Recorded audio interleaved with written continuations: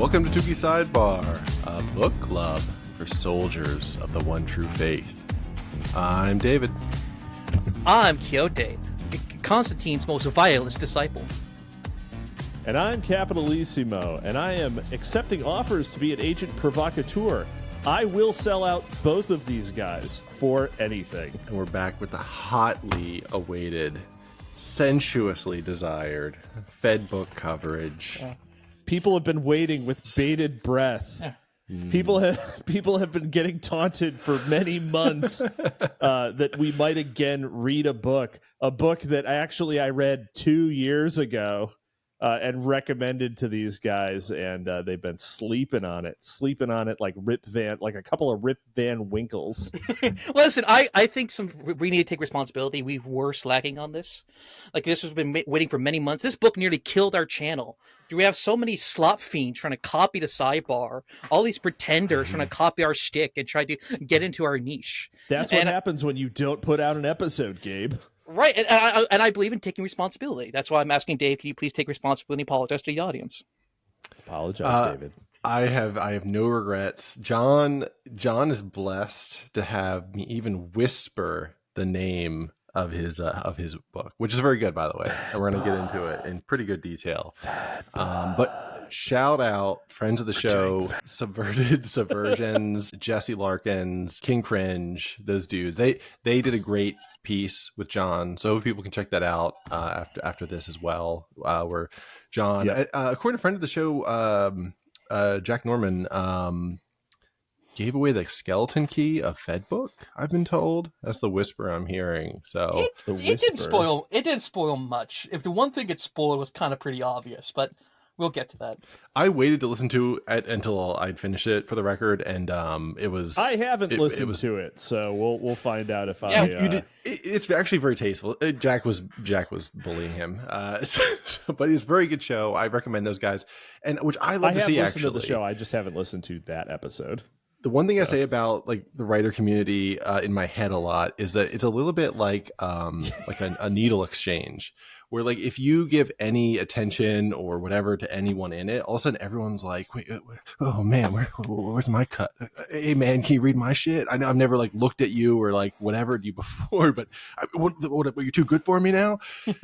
It's good to see people that take the opposite position, say, I'm gonna see what you're doing and others are doing and put out creative output rather than just create my own little island and then demand you contribute to it. So huge kudos to those guys. I like seeing, people pull themselves up by their bootstraps like that.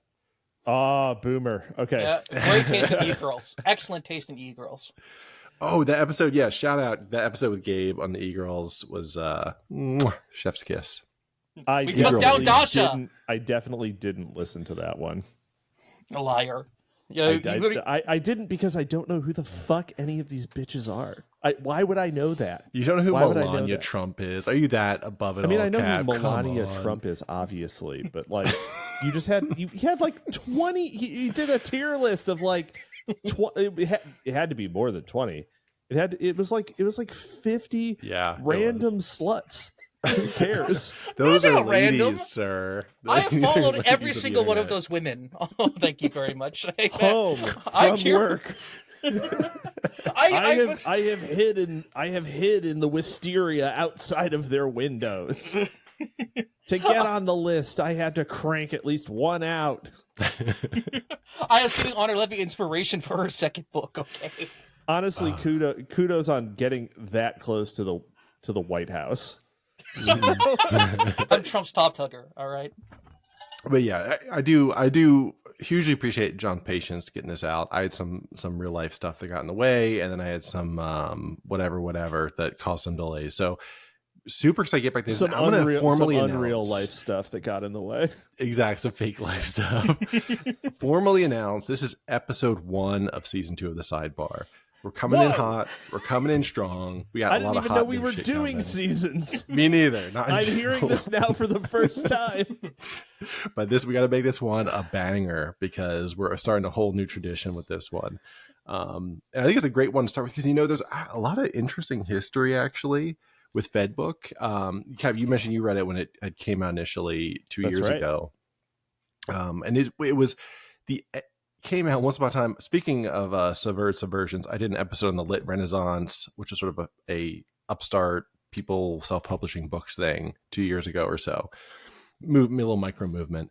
Anyway, John came at the end and just got with Fedbook. He published it right as basically his whole social network collapsed in on itself with doxing and backstabbing and all that shit I cover with King Cringe and Jesse. And very impressive to have a massive dox counter dox ring happen on an anonymous image board. Yeah. F. Gardner versus everyone, basically. And John he was the victim, where there used to be kind of a scene there, and then everyone that read it just was too scared to talk about anything, and he didn't get any attention. So it feels very thematically full circle for me to come together, cover this. It's over. You can now die peacefully.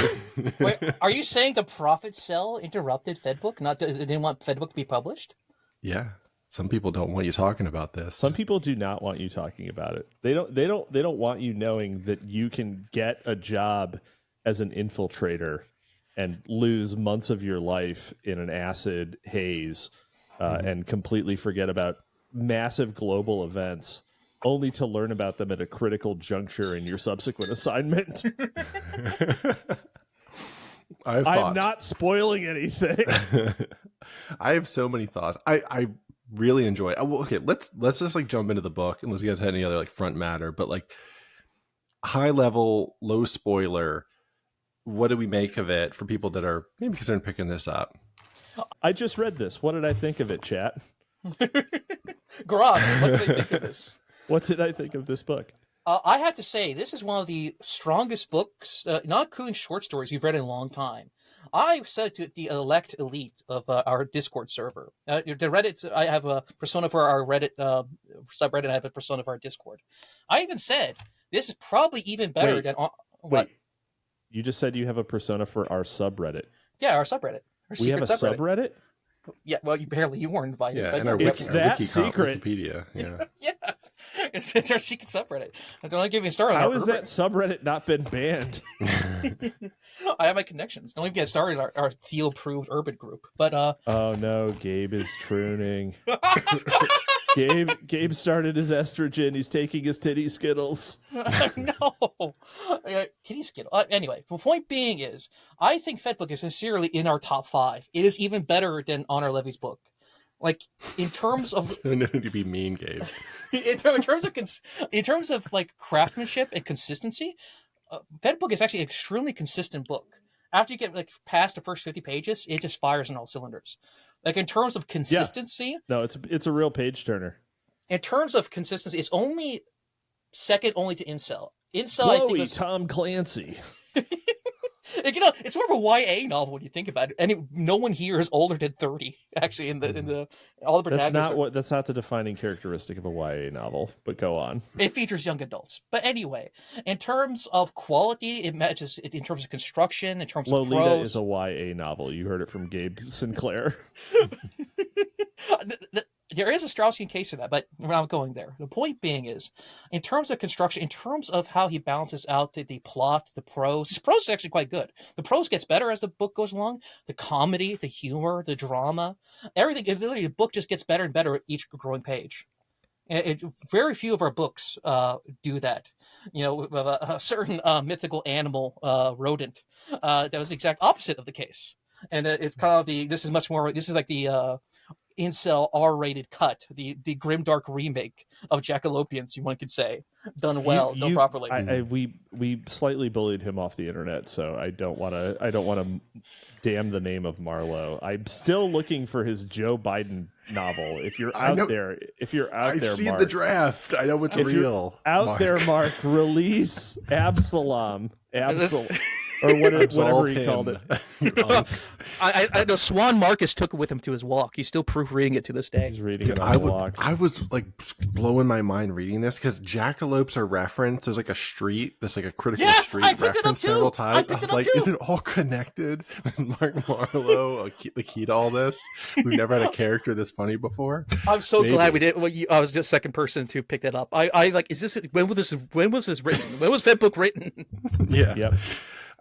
It must be a coincidence because it's a Western thing. But yeah, I was like, it's got to be a connection. Yeah, I don't know, Cap. Did you want to do your shit little summary first, or I can do my little spiel? No, I mean it's great. I mean it's almost it's got some of the elements of Philip K. Dick, where it's wondering about looking at the meaning of identity and whether or not which of those, whether the view of other people or your actions are the defining characteristics, or whether there's some sort of like greater ontology going on there.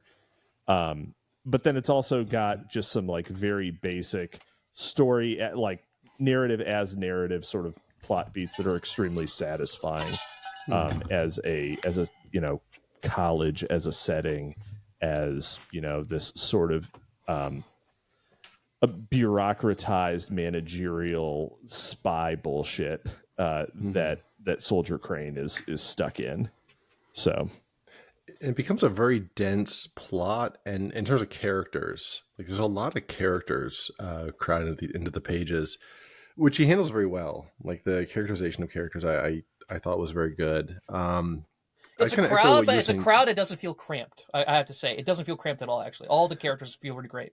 I felt a little bit cramped. So I guess for me, I have to be again the one person that has any had any shit to buff. What is it? What's the term for it when hippos like spray shit everywhere? I think I always have to be that person to do that. Where I thought it was very good, but it was definitely one of those. I felt like I was reading someone that was like aging up a year or two in writing practice between every section, because there's 3 sections of the book. Agreed. Actually, we'll agree with that. And so to me, the whole first book dragged and was like very rough. And I was like, these scenes don't exactly make sense. Like, why would you have this be what the chapter was about? Why? And there's 1 or 2 characters I think are just totally extraneous, and some of the writing I think is a little wordy, but overall very good book. And then as it goes, it gets a lot tighter, and all the dialogue gets snappier, and so it's one of those, because one of my questions going into this was, everyone I've seen that's read this has had very positive things to say about it, but not many people have read it, from what I've understood, relative to like other people in the scene. And I think it's that a lot of people read the first couple of pages and they're like, it's okay, and then they walk away without really saying anything about it. But if you stick with it, I do agree that it really does. It is just a steady uphill, right? Like the book is just steadily improves as it goes along. So which is a little unfortunate, right? Like not having the banger first chapter. Yeah. But, yeah. It's not bad. I want to be absolutely clear. It's not like it's very well edited. It's very well written overall. It's just one of those polished things. Yeah, as it continues on. But definitely it would be one I recommend people read. I would agree with your summary, Gabe, that it's, I wouldn't invoke the name of Honor Levy, but I would say it's, in the tiers of everything we've read, I would say it's like in that upper echelon of stuff that's worth checking out, especially if it's in your like genres style of books do you like. For me, it has been like, so back in the before times, before I created content. Ancient Giga Chad. Back before we were doing this show, I sort of had a private tier list for the, sort of the lit Renaissance books. Mm-hmm. Is this a Word document? I'd love to see it. Fedbook did hold the number 1 spot until I read Mixtape. I think Mixtape edges it out, certainly for being like very precise, but they're extremely different novels. So it's easy top 3. Wow. I would agree with, I'd say it's like probably number 4 for me too. It's probably just under like Incel. Under Incel too. I think so too. It's because Incel starts off very strong, and this I do agree. Even though I praise him more than Dave, I do 100% agree with Dave's criticisms that the first, I'd say 40 pages. Like I did shut out. I did see. I had my moment where I dropped the book. I walked back and forth my room, seething and ranting. Wait a minute. Hold on. Sorry, real quick. Both of you guys put it at 4, but what's 1 through 3? Was it Mixtape Incel what? Mixtape and the Nutcracker? That's not a 4chan book. Oh, come on. Nutcracker is not a 4chan book. It's a 3chan book. It's a Twitter book.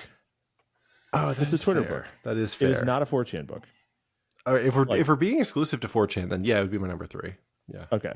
Yeah.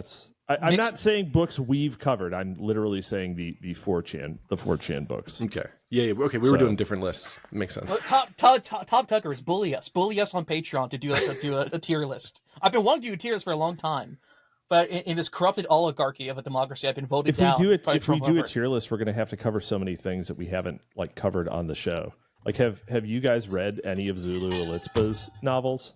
No, I'm at tier list of all the stuff we've read so far. You read Cephalopology? Yeah, that's the only thing I've read from him.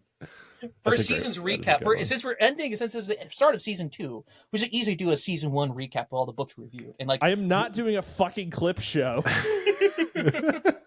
Listen to the back catalog. It's recorded. Troy McClure voice. Yeah, it's a tier list of all our backlog content.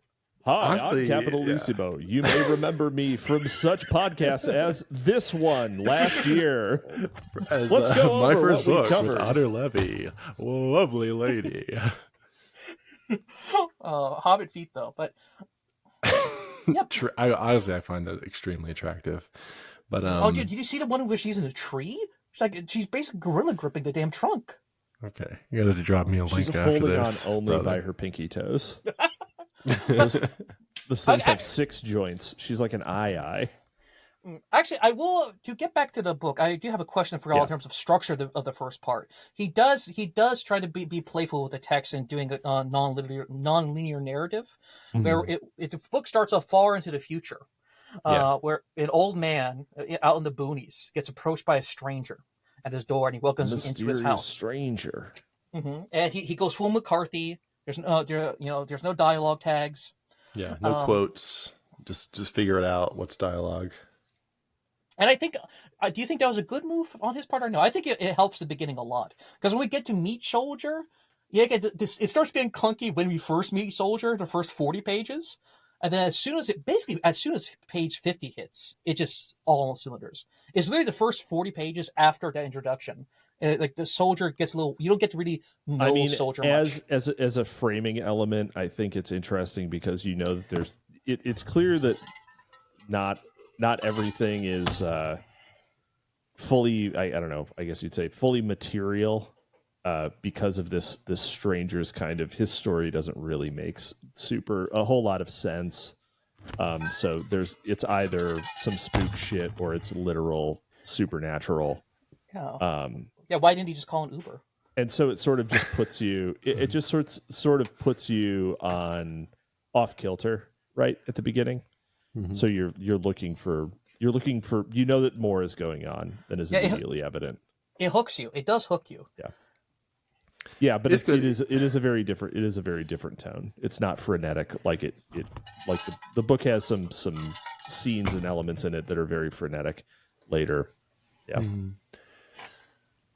Yeah, I like that. There's some parts I don't think make as much sense. Like there's the section midway through where it switches into a what do you call it? Like a play or whatever. It's a script. And then there's some other parts where the format changes, and it felt I don't know, a little less consistent. But I thought all of the frame story of we eventually find his name is Roger. I don't think we find it out in the first scene with him. He's just the old man. Maybe we do. But his name is Roger, the old man with the traveler. And I thought all those, I liked, because with first person narration can be really confusing when you like alternate between who's talking and like it's I. And so at least with this, when you have a completely different format, it's like, okay, we're getting this from sort of a third omniscient, like super being or whatever, the true narrator of the story. That's telling us about this man who wrote this story that we're kind of reading his transcript of. that he eventually, midway through the frame story, he shares the text that we've been reading with this traveler being. Wait, this is almost Jackalopian-esque, because it's also based, it also takes place where a main character is telling the main story of the plot to another character. Yeah, except the growth and change of the protagonist is, except all the growth and change is happening to the protagonist. Yeah. Yeah. And Roger was pretty key. Well, he wasn't key in a lot of it, but he was involved. Like, he had a bit in it all. It wasn't like, I can't remember the main guy from, I don't know why I'm bullying Jackalope so much, but he was the man outside. No, I can't remember the protagonist's name, like the main protagonist guy. But because there is a structural similarity. It is technically the same framing device. It is not the but same very framing differently. device. It's a similar-esque framing device. Similar-esque. But it's very well done in this. Because can we get to the plot synopsis to actually start letting people know who this soldier Almanzo Crane is? Yeah, let's go.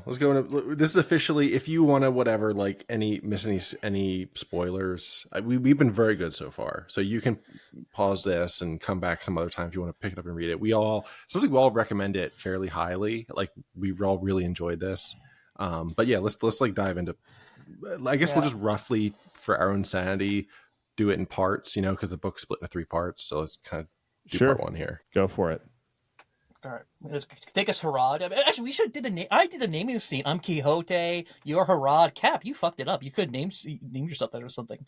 No, I just named myself my name. The one pseudonym that I have that I'm just going to allow to be consistent. Okay, well, part 1. Help me out if I miss anything, please. But it starts with, and when we saw this is rough. This is where I felt it was rough. So we get this quick catch up on how Soldier has been for 3 years or so assigned on duty. He's a member of the Union, which is a private intelligence service that puts out federal informants.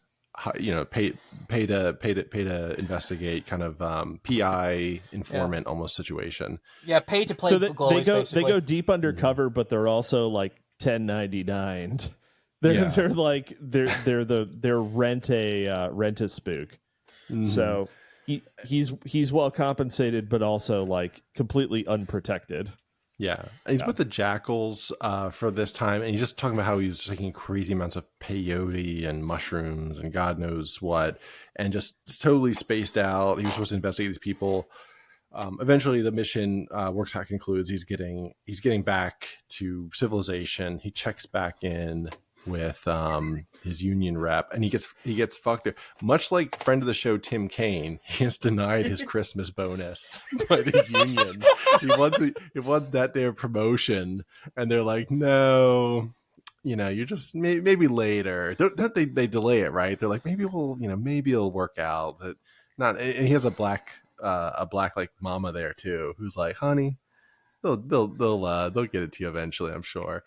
But this is after, by the way, because he's like, oh, I only do non-violent cults, because he only does glowy ops for quote-unquote non-violent cults. Why would the feds pay big bucks to do a non-violent cult that they don't turn into? Well, I guess that's the whole plot of the book. We'll get to that. But with Soldier, it starts off very borderline confusing, because there's a 3-year time jump, and he does pay off the 3-year time jump much later. The 3-year time jump is at least excused, if not justified, because he's been doing it for a couple years. He is, how old is he, 29 or something? He's less than 30, I think. Most of these characters are less than 30 years old. Yeah, well, they're in college, so.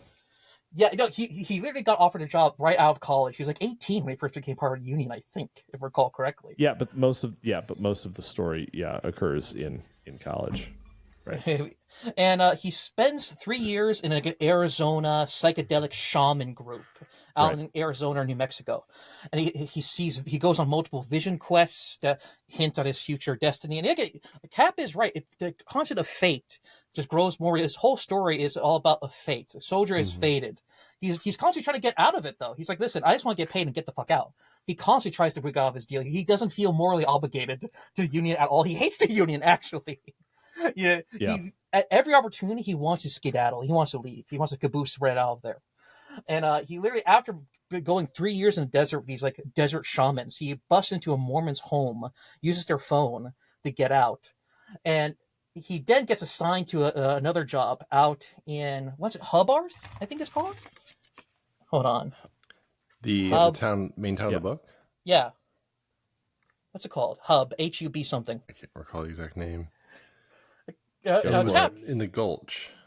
Yeah, no, the Gulch. So he gets in this Montana town.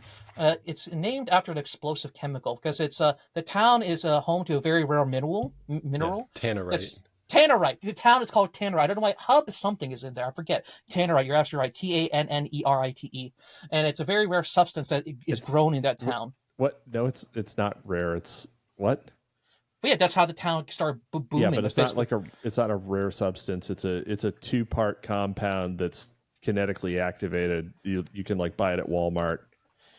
You put it together and you shoot it with a rifle and it blows up, but it only blows up if you shoot it with a rifle. Right, they have a regional monopoly on this not so rare. It's regionally rare, and it's the town's existence. It's just where they make it. Okay. Before we get into the town, though, I did want to file a David formal complaint to the union here with one of my like recommendations, because John was very open about like, oh, maybe I should change this, should change that with the boys at SS, King Cringe and Jesse. And I think one of the things that could have been cut actually was the conversation with his old friend and his wife. That whole chapter was very strange to me, where we whiplash after he gets out of the jackals, these hippie weirdos doing peyote in the desert. He's out, and then he goes visits his old friend, and then they just hang out in his suburban house for a chapter. And then there's a payoff later for that. Like, I get there's a payoff later, but it's a very minor, and in this very crowded, a lot of characters going on. That was one to me that was like, why are we hanging out here? We get a little bit of characterization for sure, but that was my I mean, it's characterization and it's showing him the path not taken. Mm-hmm. Yeah, so. you kind of need it because the main character, his systems are kind of the way he describes his like anti piracy software, his anti-bot software, his like bot hunter software is basically what did the union and what feds do. Basically, the bots pretend to be bots in order to take out the bots coming to the software system. So his whole software is a metaphor for what he does. And it's not even a metaphor. Technically speaking, what he's working on is revealed later. Basically, his program could potentially put not only Soldier, but the entire Union out of a job. So his friend is actually a major plot point critical character. And his entire existence is basically a foreshadowing for what's to come. I think maybe we should have had one more scene with him. Or maybe a flashback with him. He's a long-haired blonde dude, if I recall correctly. He's a blondie. Maybe him and Blondie should have had one more scene together. I will agree with that. I don't think the scene should be cut, though. Because that scene's where we get first proper characterization for Soldier. Because remember, we go from Soldier to the 3-year time skip. And then we finally get to see some of Soldier. If we were to cut out that scene, we would get even less of an understanding of Soldier at that time. And the big, my criticism of the first part is we don't get much of Soldier pre-40 pages. Only after the 40 or so pages do we get more Soldier characterization. So if we were to take out that scene, you would get even less characterization for Soldier when he desperately needs, especially the first chunk. Because there's a fighting game scene in this, yeah. But no, we were just discussing basically. So what do you all say to that? I think we should have he should have reversed it, have the peyote trip, have him visit his friend before he goes to the peyote trip, then the 3-year time skip. So he at least gets some understanding of who he was before he changed drastically or changed to some degree post peyote. I think I see where you're going with that, but I think that it's better to like it's showing him the out. It's showing him an out and a path that he could take, but instead he goes back into the Union and he takes this one last job. He does one last job, right? Yeah, and he has the dream with Celine that also kind of echoes this. I'm not saying Celine is great. I'm not saying it's like a awful scene. To me, it just felt that character felt. I don't know. Like, it could have been done different. It felt very, especially early in the book, where it's just like up front. I don't know. The flow of it was a little bit wonky. You think they could have just? They could have done that later, Yeah, later, like when things are more hot and heavy, and you see, a family in a restaurant that's having that. Yeah, like there was other opportunities. I think it could have happened, but anyway, it was just one of my bees on my body. That character in general just felt very superfluous to me, because then he comes up, minor spoiler, he comes up way towards the end as like, oh, he's at the site and he's working for another company that's, federal, whatever. He works for Palantir, actually. He works for Palantir, yeah. Palantir wasn't really a thing when this book came out. Like, it wasn't as much of a thing. But Palantir literally hosted in their version University of Austin, by the way. But anyway, I just want to get that in before we get to town, because that comes up in its a whole chapter, and that's just part of that commentary we made earlier about pacing. So I wanted to squeeze it in just so it's on the record. But the bus scene after that, it gets, again, just great parts in the first 40 pages. Like, the bus scene is great. Because Celine, she's wearing a black sweater. She's got, I think, green eyes, if I recall correctly. She's a brunette. Yeah, she's says several times she has green eyes. Oh, yes. And, like, he imagines her pregnant, like a beautiful porcelain pregnant princess. It was a great scene. Yeah. And it's very biblical, because he's trying to cook beans. It's like Jacob and Esau. Like, he's cooking beans and he drops the beans and he tries to lead her away. And like his beautiful adorned carved door. And he's like, he fantasizes about filling his rooms with so many children of his porcelain princess, right? I do like how ultimately like, his fantasy, right, is just completely defied, right? Like this is not a book that contains a lot of women. Right. But the few women scenes are great. There's this really great woman scene near the end that's fantastic with Celine and her girlfriends. It's fantastic. And the spaghetti dinner where he spills his spaghetti. Yeah. The humor of this book, that you read the initial first page, like, okay, this is McCarthy fanboy core. It's going to be dark and serious about fate and religion and belief and foundations of the soul, which it is. It is about that. But also it's about like mannerable and brotherhood, these men of modernity, or these boys of modernity trying to form a relationship together. And he gets male relationships really, really well done. I've laughed out loud several times from this book. Yeah. More than any other book we've read, it's been about, like, going into this, I thought it was going to be much more about sort of like military quasi sci-fi broism. And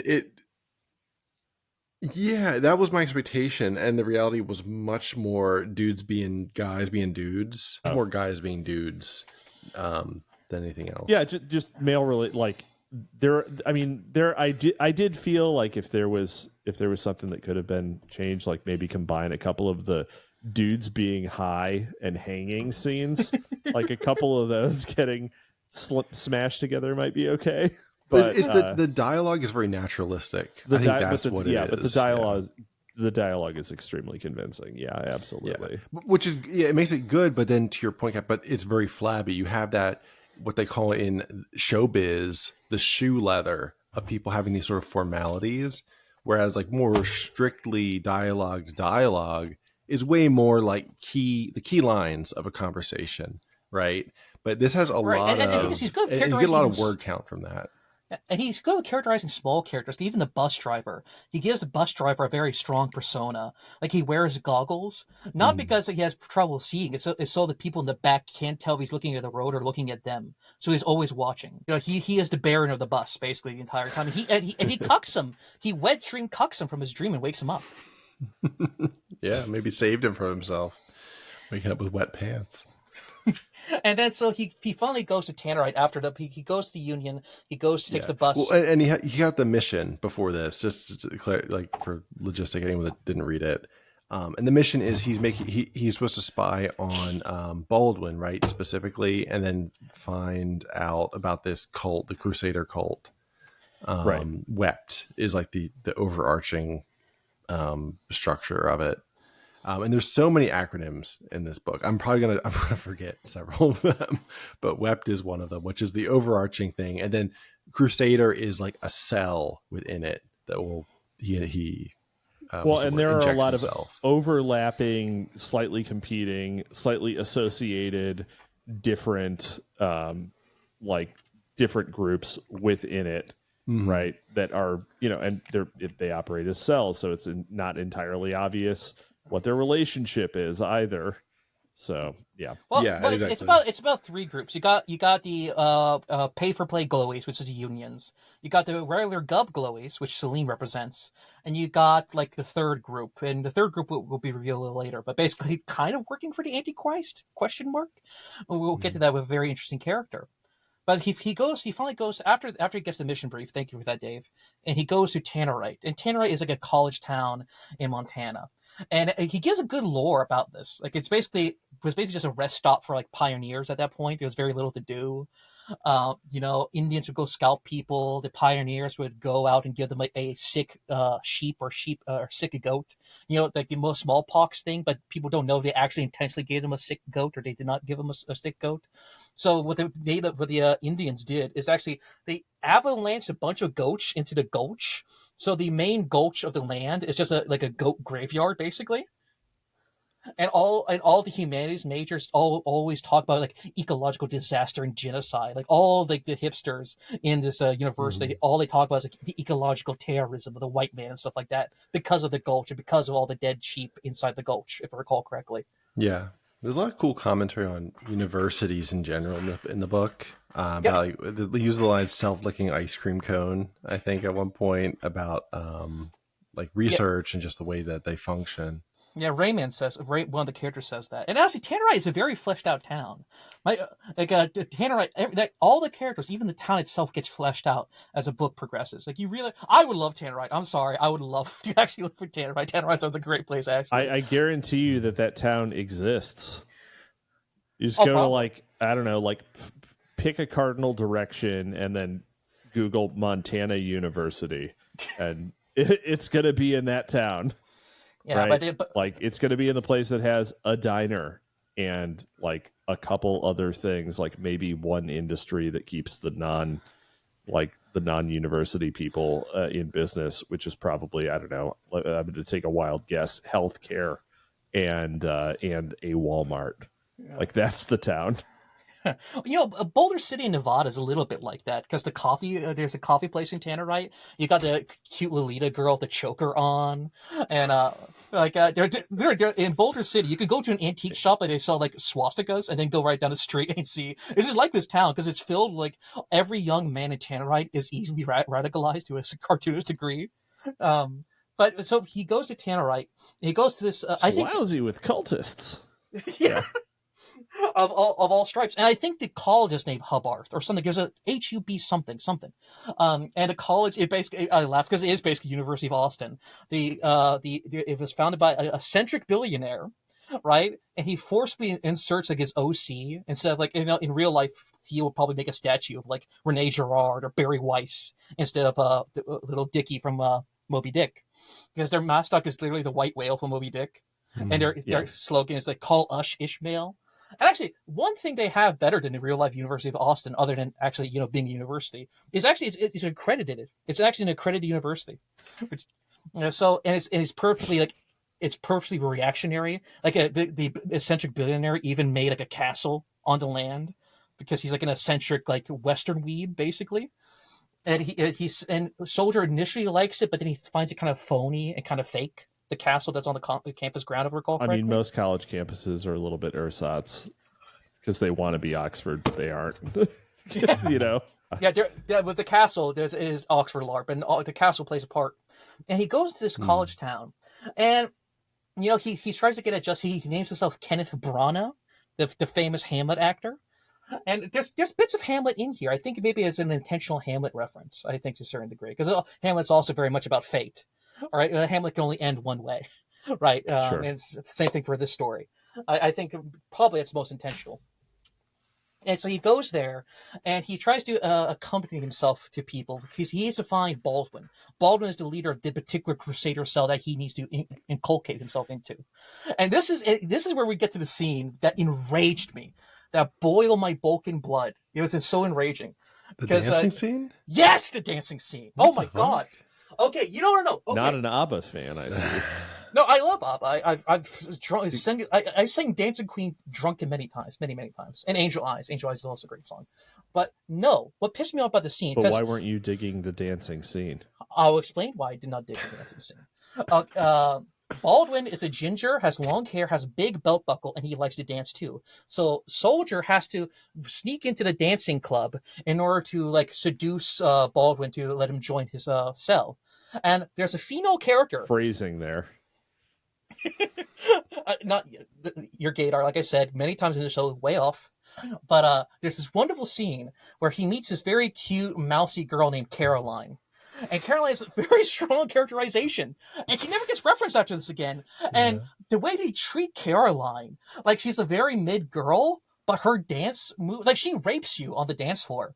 She is like literally like a hyena with a little funnel tube cake like vagina that rapes you. You know, like have you ever seen a hyena's mate? Okay, we're not going to get. I feel like we did this on the last time we talked, and I really the bathroom don't want. Conversation. I really Medusa. don't want to talk about. I really don't want to talk about hyena pseudo penises. Okay, no, okay. If you don't want the hyena scene, because she does rape him basically, or if you don't want that, like she's extremely sexually aggressive. Or the hospital scene in Alien versus Predator, if you want to do that one. Here, I'll explain how she dances. Right. This. I ceased to resist Caroline's movements and follow her as well as I could. And somehow, I was able to, even for just a few seconds. Her movement was infectious, deliberating, undoubtedly demonic. Her hips ululated, reaching for mine, groping like a vine growing towards a distant white sun. Yes, a freak of unseen dimensions, a viper in plain clothes. Not for the first time I'd met, and certainly not the last. She remains on the dance floor. She does not ensnare because her victims come to her. And if she seems to exist only to puzzle, she puzzles in the same manner as a spider, whose web is simultaneously beautiful and evil. But yeah. So, I hope she sees this, bro. Yeah, are you defending like the honor of all mids? Is that the thing? She literally is thrusting. She's literally thrusting her goddamn hips into his white sun, right? Mm-hmm. And like the way they talk about her, they make it her. She seems like the weird one. Like, oh, why would a dude want that?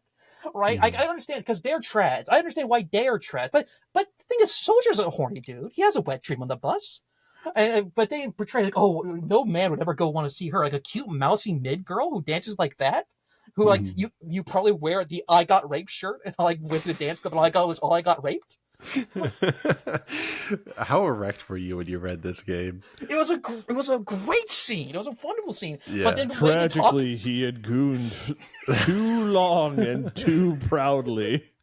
I'm a proud coomer for Caroline, all right? And then when they talk about her afterwards, I'm like, listen, okay, listen, John, I know you're listening to this. Get your copy. I know you have your copy in your hand. I want you to go to page, where was it, 42? Caroline's Revenge. Yes, where was this? Page 40, to go to 42. I think, my feet hurt scene. Wait, so that's why you say page 50 to work it's good. It's because this scene ends and you're like, okay, we can finally get on with it. No more mid-bashing. John, I want you to pretend you're the Wojak in the corner, and you have to read this scene to a bunch of average dudes, your homies, your bros. Read that scene where she literally is trying to devour his white sun with her spidery, webby hips. And tell me, like, very Aryan. Yes! White sun, yeah. Insemination. Yes, it's like that's like it's seen from Alien. It really is like that scene from AVP. Aurelius. Yeah, very, very Murdoch.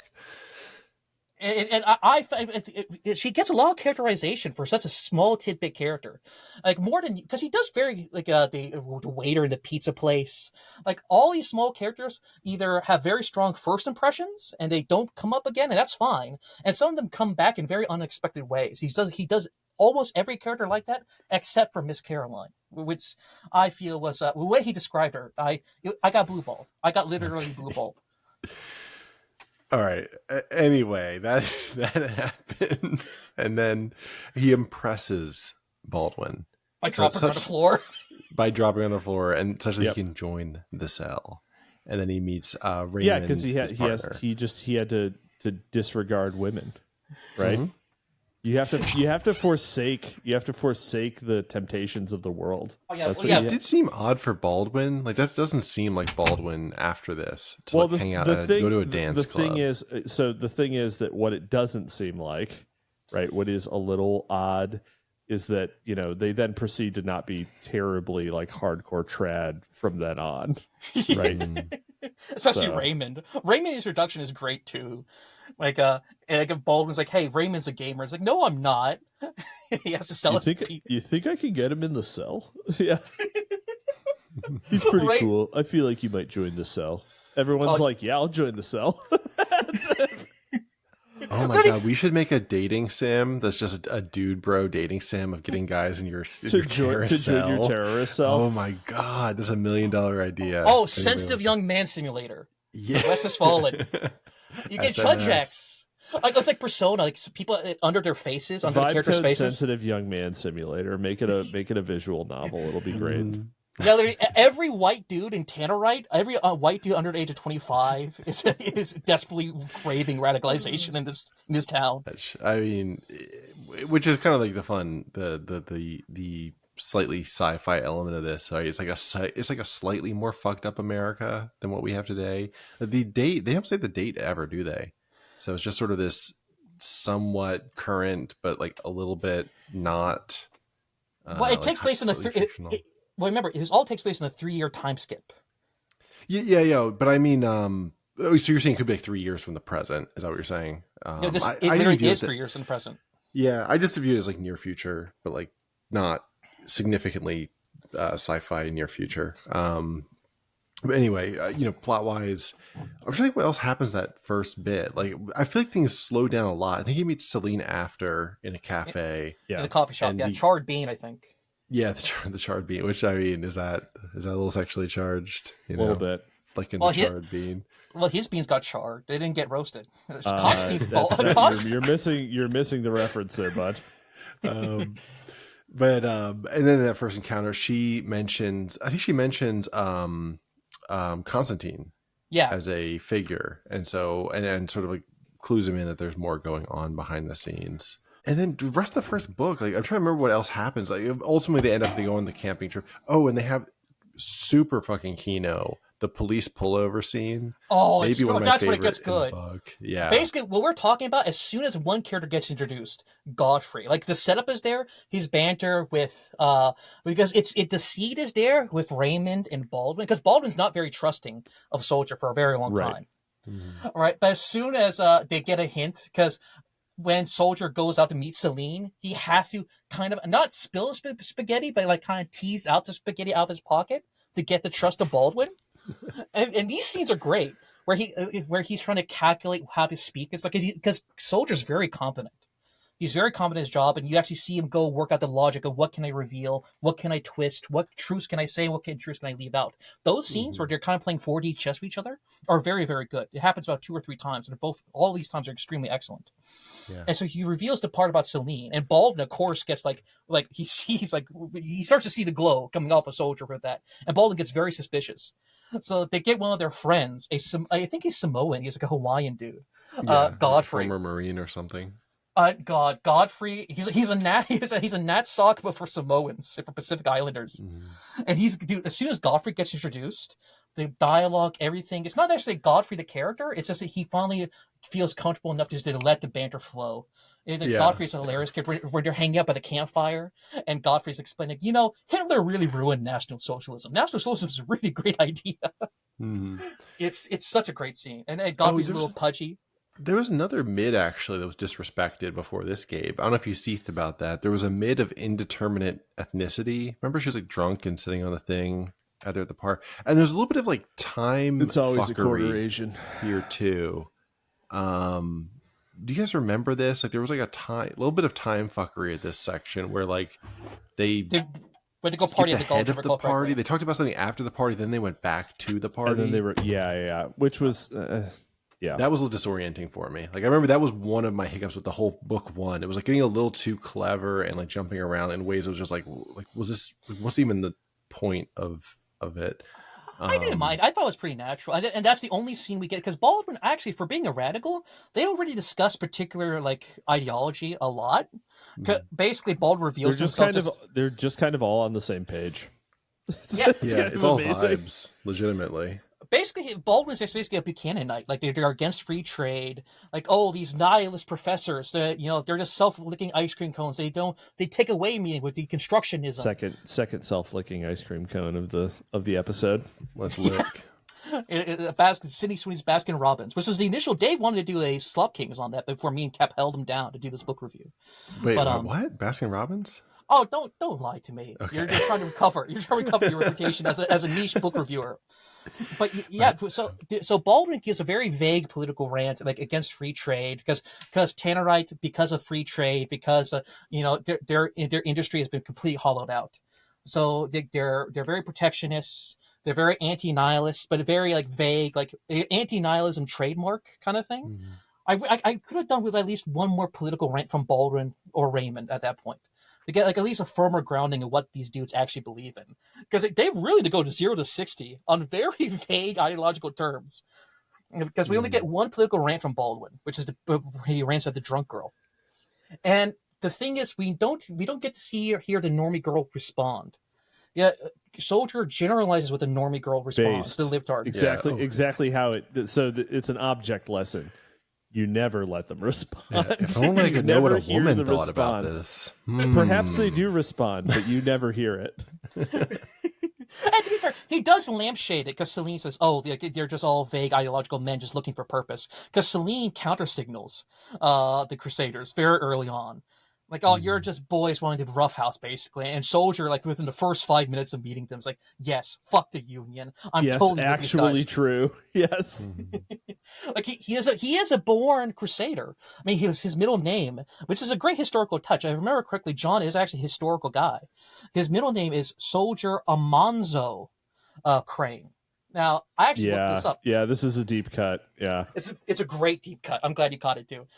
So Soldier Amanzo is actually from the Crusading times because he has visions ever since he was a little boy. He pissed himself before they could have a cactus Christmas out in the desert, him and his family, and he sees a knight dying on his horse as a little boy, and he gets scared shitless, or in this case pissless, and he sees the visions of this as a little boy, and then again the concept of fate is woven in very early on into the text. And in many ways, this is his fate. Basically, he sees what he's going to become. Like, actually, he was supposed to be named instead of Soldier. His father was the most unrealistic thing.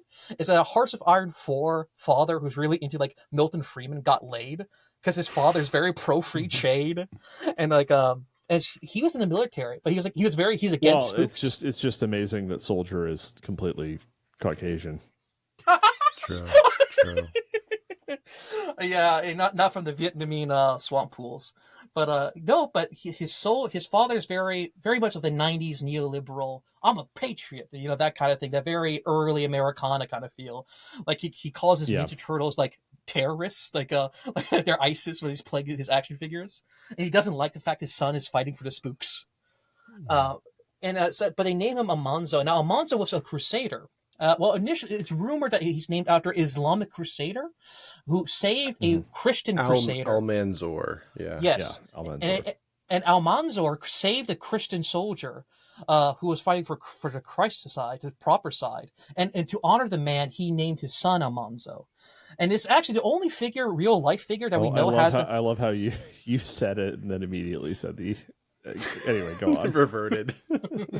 Much like many Muslims. So true. I'm a multipolarity pronunciation, all right? I respect our multipolar audience. Oh, wait till the next episode. Then we're going to have real multipolarity in the next one. Real buck breaker. Yeah, but the only real figure we know, like historically, to have the name Amanzo is actually the husband of the writer of House on the Prairie, which yet again ties Little into House on the Prairie, yeah. Little House on the Prairie. Laura Ingalls Wilder, yeah. And her husband's middle name was Amanzo, like Soldiers, which yet again ties into the heritage American aspects, ties into the pioneer colonial period of America, which is like the roots of this story is in the colonial period, very much to the town itself. I mean, the story, it's literally called A Tale from the City of Destruction. The very name, it's like a concept of fate and like historical. He even makes it when he's theory selling to the girls. He discusses like land determination, kind of like Spangler, like landscape determination. Like, of course, he makes this a joke, but he's saying like the very fate of this town, the landscape, the soil itself predicts the fate of future generations. Yeah, and this ties in very much even to his own naming convention. Like, he is literally born to basically fall into this. He himself has no choice. He's a territorialization respecter. Yeah, but yeah, literally, he has no choice but to do what he's doing now. Despite all, he tries to get out like at least 3 or 4 times at this point.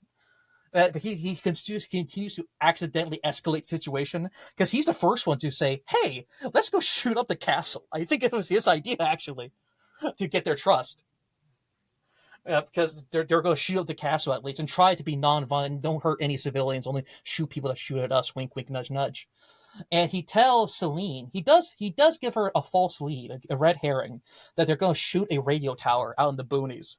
And this is where it gets so like it was with an the boys. electrical station, but yeah, and that's where they end up going on the camping trip, right? Yeah, and Baldwin. Yeah. And it goes from serious to joking to serious again, because you generally do think Baldwin has Godfrey there because he's the one of actual soldier experience. Godfrey will fucking kill a soldier with no hesitation. And Raymond feels queasy about it because they go out into the forest, and the dialogue with Godfrey is excellent. And then they go out and they're watching in pairs in the middle of the night. And he has another vision quest in the middle of the night. And Soldier wakes up and he sees two men on horses in the boonies, and he's fucked, right? Because they're horses and he has only human legs. And it's a Native American guy who's named after, he was the last son of Sitting Bull. I forget what he was named after. He was named after like a shaman, I think, one of the ghost dancers, I think I recall correctly. And what's the white guy's like a prophet name? Because they're from the prophet cell.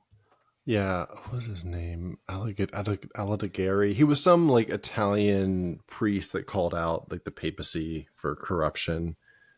I forget his exact name, but yeah, they meet him there, and very obviously they're kind of sent from the prophet cell, and they're like what the fuck are you doing out here? Kind of threatening to him. And there was a whole vision before this where they're also very it also becomes very clear that like he has infiltrated this cell, but he infiltrated the lowest one. And the lowest tier. And his intel had told him basically that Baldwin was actually more of a big shot than he is. Yeah. And he visioned the night, and the night has sort of teases along with this comment about inevitability, about the knight that had, pursued and damned himself. Like the implication is he's in hell right now, and that because of all the egregious things he committed in the name of something better, which is kind of the black pill of this book. A lot of this is about how, I guess, violence being harnessed by maybe evil means in the name of good, and then the wishes of these young men to do something, and then they get harnessed into committing an atrocity, or at least being framed for it. Right. Yeah, the worldly desires and worldly politics corrupts the crusade. Like he's talking about, my brothers wanted to be leaders of Antioch and get land grabs and stuff like this. And, we ate our horses, we ate sandals. He also says they stripped the butt cheeks, the ass cheeks off their enemies and ate it too. You eat the ass cheeks. Yeah, this is established lore actually. I think there's several things I've read where like. What is it? Even in Candide, they eat the asses, right? Remember, like his wife at one point gets her ass eaten, or like he ends up with. That's like the best meat for the pro tip. I think Marquis de Sade meant another kind of ass eating in this particular case. Holy Zaste. Oh, shout out White Pill Media. Go on. But there's the Indian character is actually, he has a great Aesop. He's got great dialogue. It's very like No Country for Old Men, which is another kind of movie that kind of parodies or kind of pairs well with this book. Because at the beginning is very McCarthy-esque, and the idea of fate and stuff like this also plays very well to No Country for Old Men. Because he gives them this great Aesop's fable about the rat and the fox.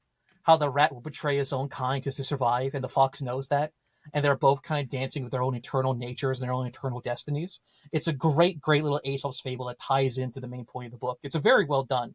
He becomes basically his antagonist. The closest thing to a proper capital P, a capital A antagonist is the Indian character. And so they spook him. And Godfrey sees the whole thing via binoculars. And of course, Soldier has to spin it. And Godfrey actually believes him.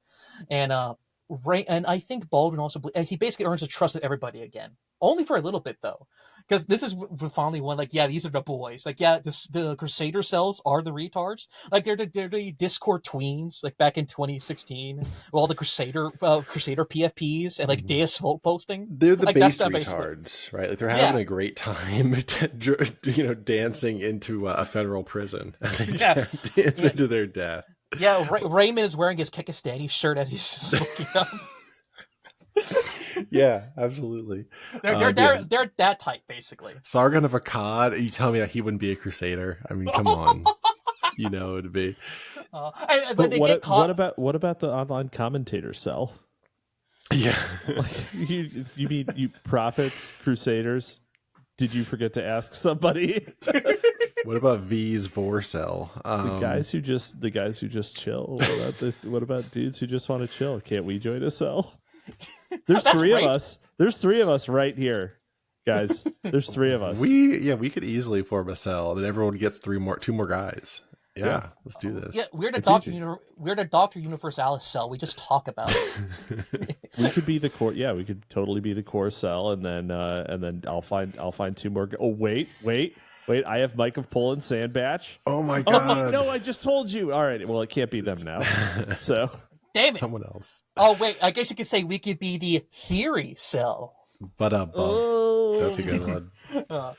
Are we in book 2 now, by the way? Yeah, this is the official start of part 2. Part 2 starts off with here. And he has this great... At the beginning of the scene, he goes on to watch, and he fantasizes about barbarians of vitality. Much like he fantasizes about the cops coming in, and him and his boys go out there with guns blazing, like the Native Americans, or like the Crusaders. Like he references the barbarians, the vitality, barbarism. He sees a nobility in barbarism, actually. He really sees it.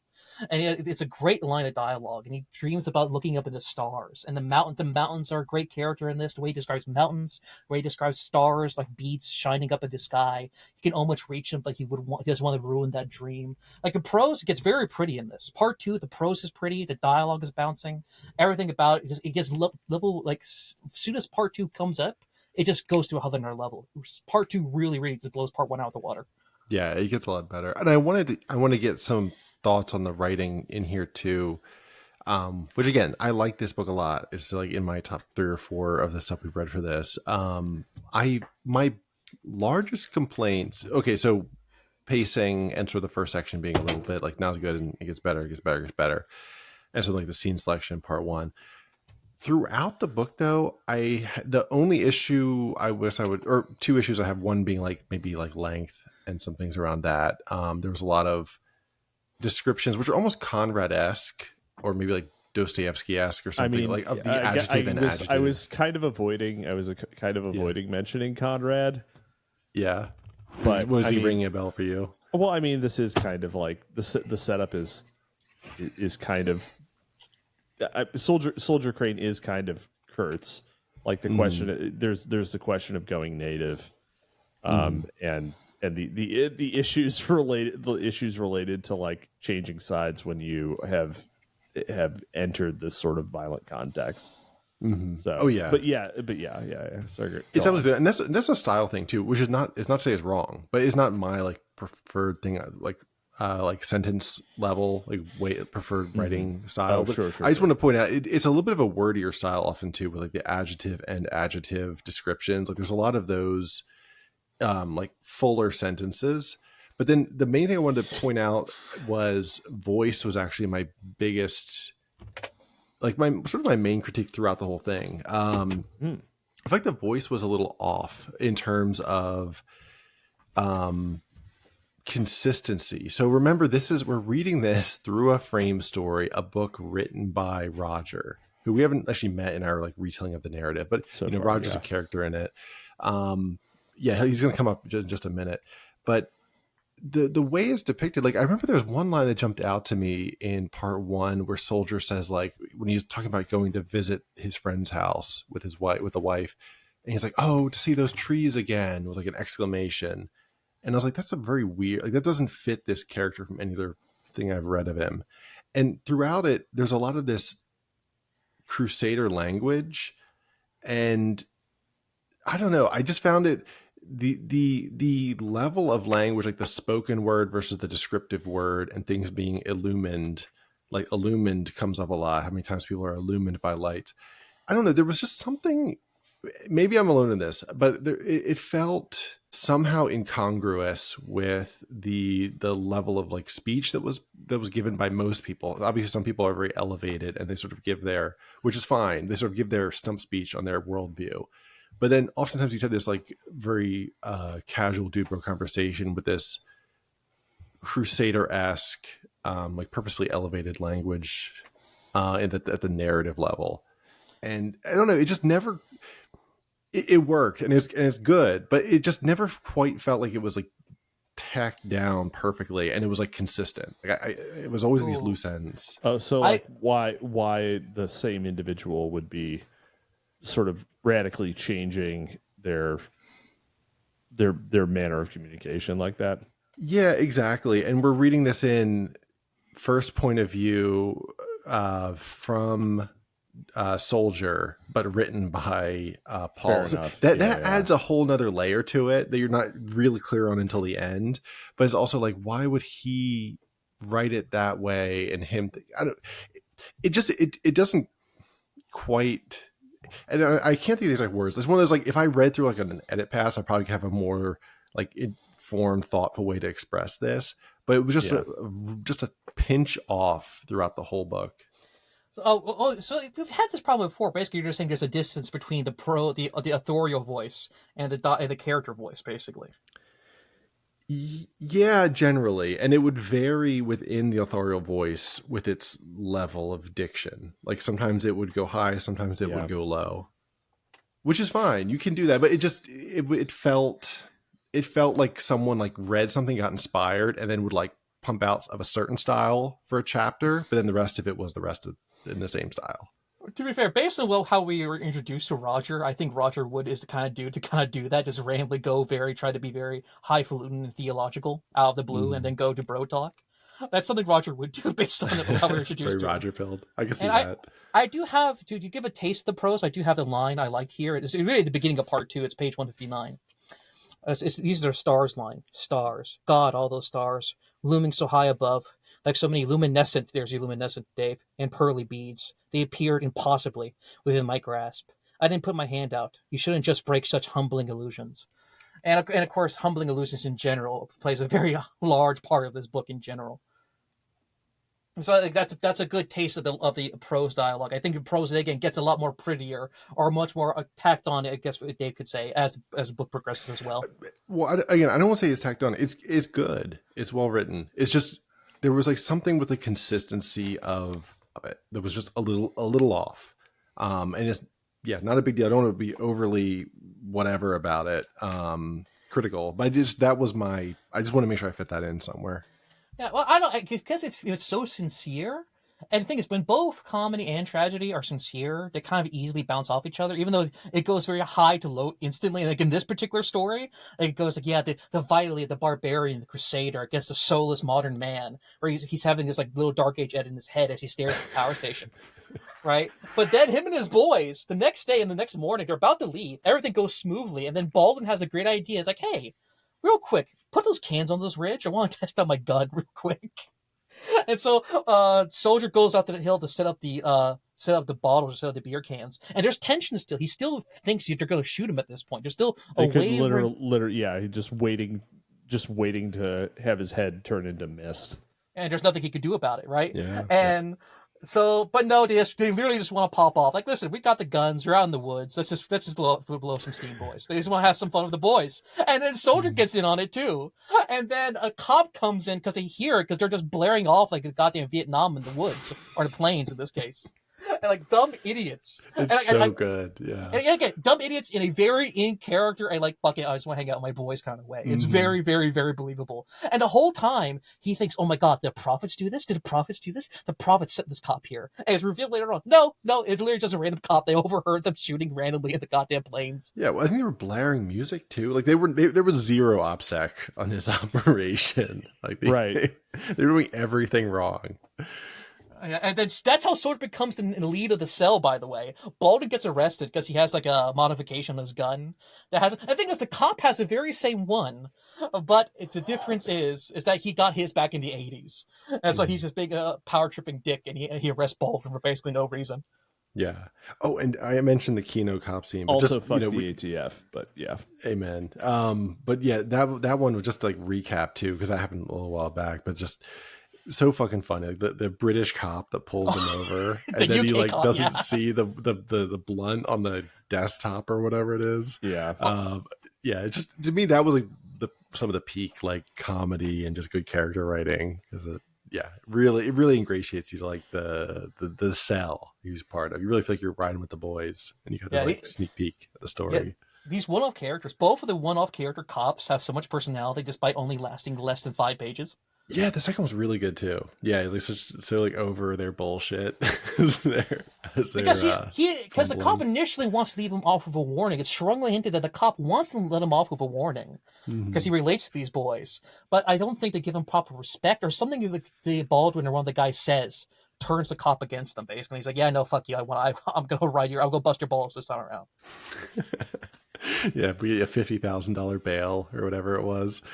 Baldwin's he's thrown in the slammer, and this sort of part. So this is part 2. Like Baldwin's in the slammer, soldiers in the leader of the cell, very suddenly, and he has this intelligence on Constantine, and he's sort of seeking him out. And was there much else in book 2? Like book 2 flew by for me. I remember it's very is it shorter?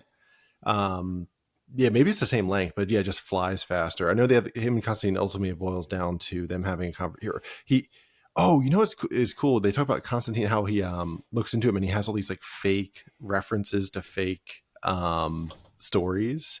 Fake history papers about individuals who weren't real, like historical figures completely made up. A real Claudine Gay. Yeah, like he makes up Illyrian nationalism like a true Balkan scholar. Like he says, the origins of nationalism.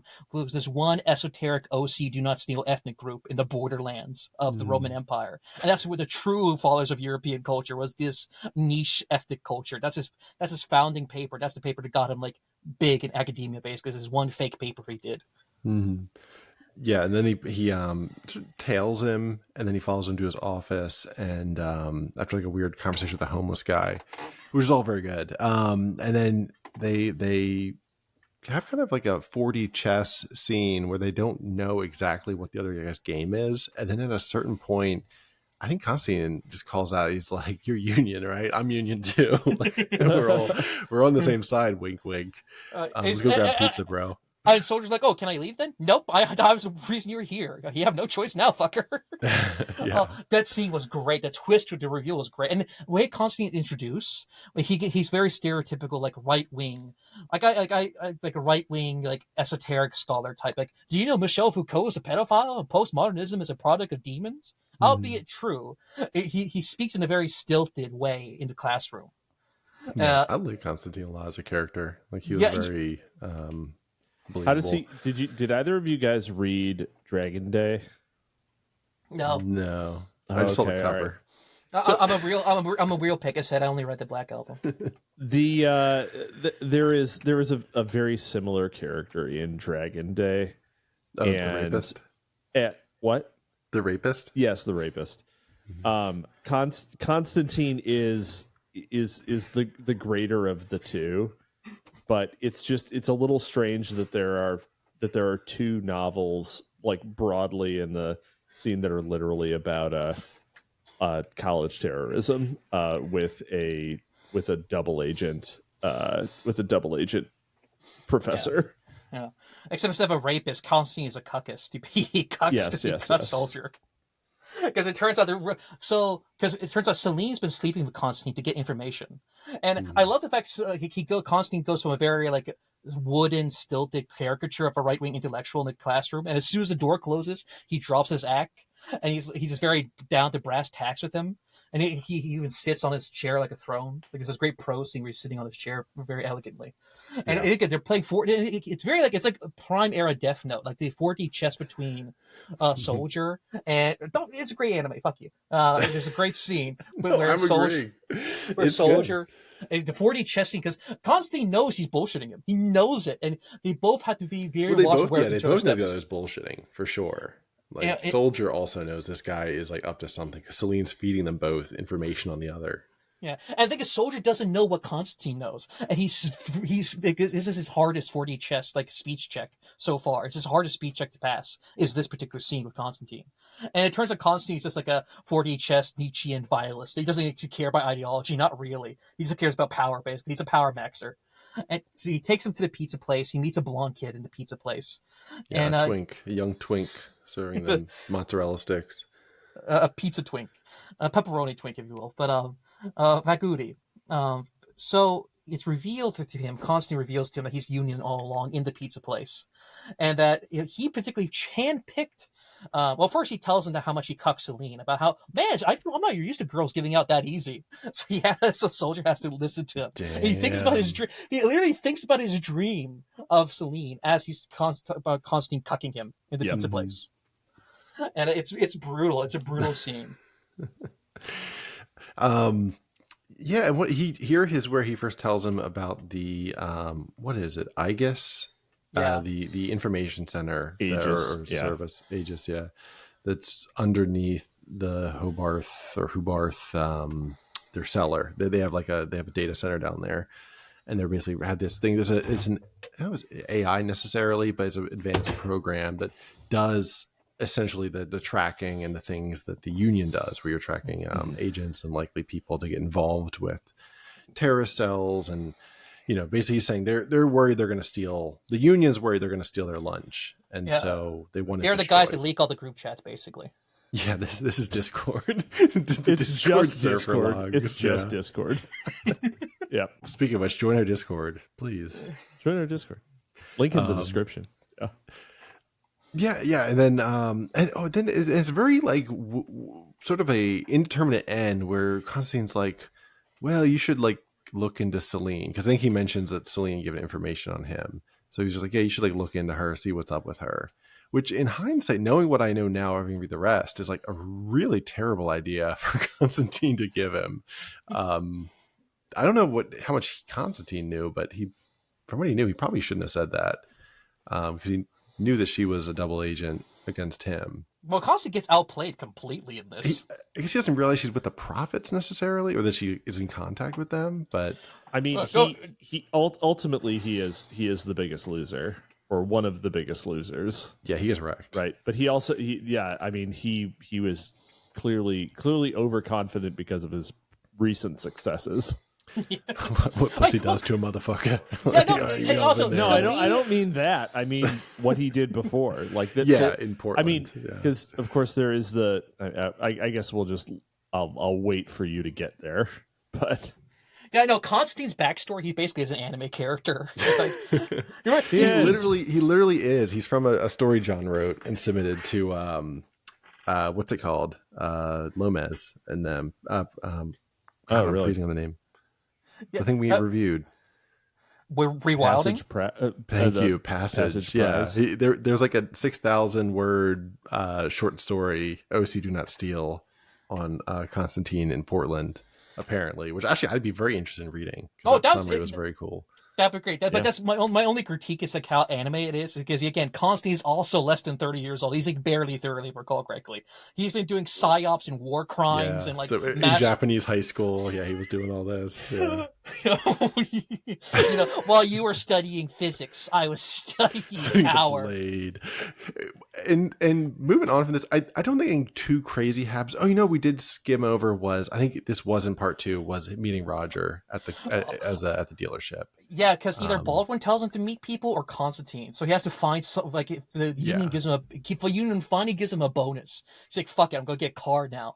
Because so far he's been relying on his roommate, who is like a courier. He's like a private mailman, who's just like very millennial hipster Buddhist. Yeah, Paul, the hipster Buddhist, who just goes with the flow. Man, you want to do a terrorist? Paul was my favorite character in the whole book. Probably, I love Paul. Paul is great. What happened to? We don't actually know what happens to Paul. Actually, I think he actually got away with it. Like, he didn't get involved. Yeah. He can't keep getting away with it. These libtard hippies. He's on Reddit somewhere posting right now, just like, oh man, should have joined so. Sorry, Chud, but the Buddhist wins. Going with the flow actually works. Yeah, legitimately. Paul's a funny character, and we probably get to the Roger scene. The Roger scene is both great and also kind of comical at the same time. Yeah, where he goes to the dealership to buy this truck with his union bonus. His Christmas bonus finally arrived, and he just really vibes with this guy. And then we learn his name's Roger, and they go for a test ride together, and they're just talking about, dude, society, culture, free trade.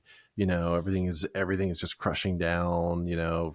Free trade strips all personality from everything, and They just Roger is like spiritually on this level. He's a former student, so presumably he like failed out or just quit college because he didn't give a shit.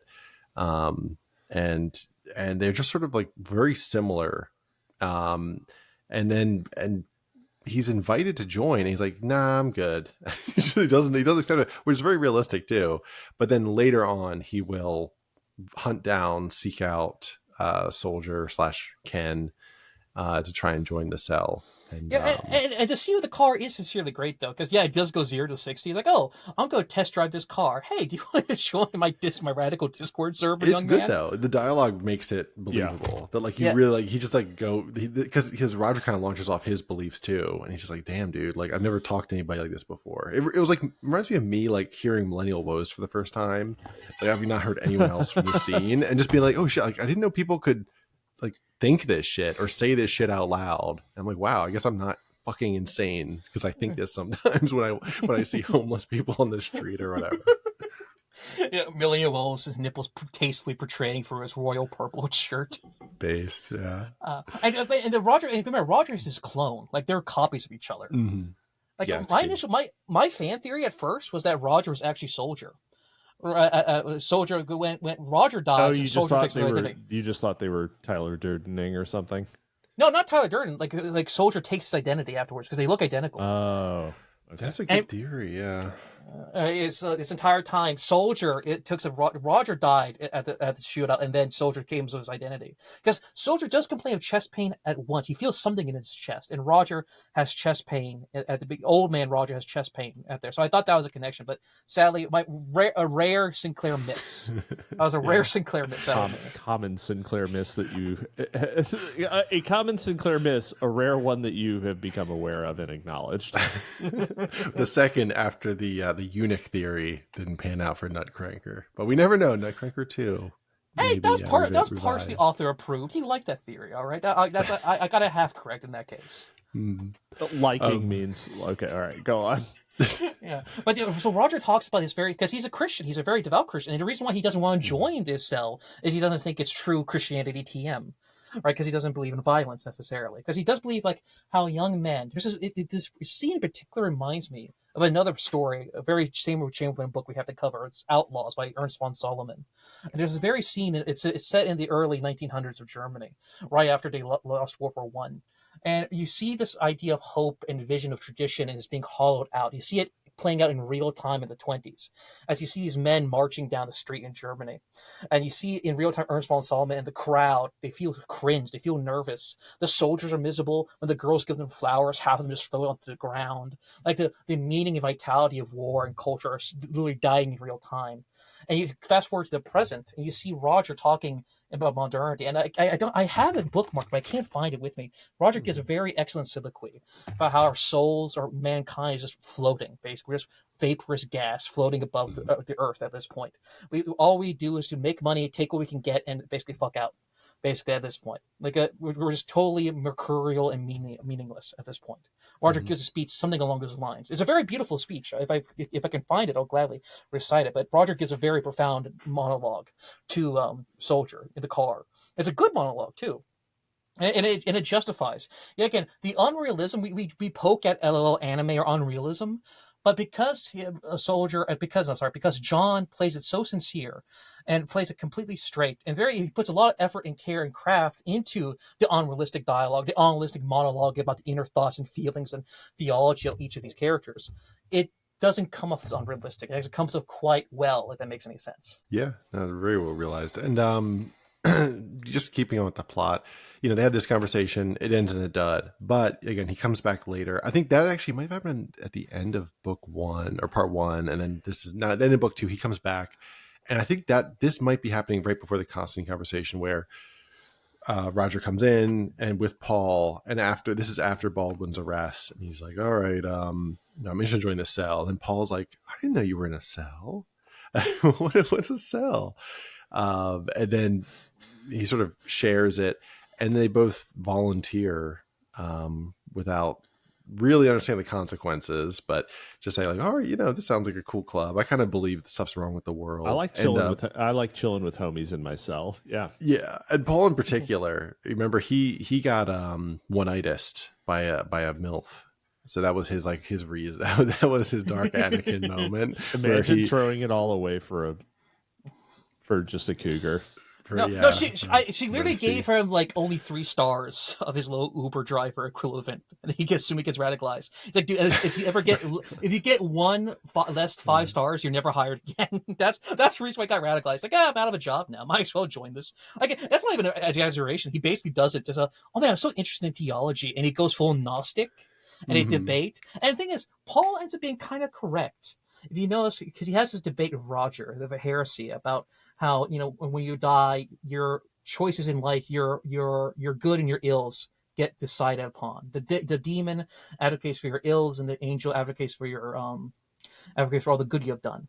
Mm-hmm. And the weighings of sins versus your virtues plays out very strongly. That heresy that Paul endorses kind of plays out in the end of the book. Well, and Paul also is legitimately reading out some of like the scripture things they're citing, and like in the context, it actually doesn't justify the things they say it justifies. And so he's also this sort of like innocent coming into it and saying like, actually, I've checked the record, I've checked the official source, and actually it doesn't say to commit terrorist acts, whereas everyone else has their like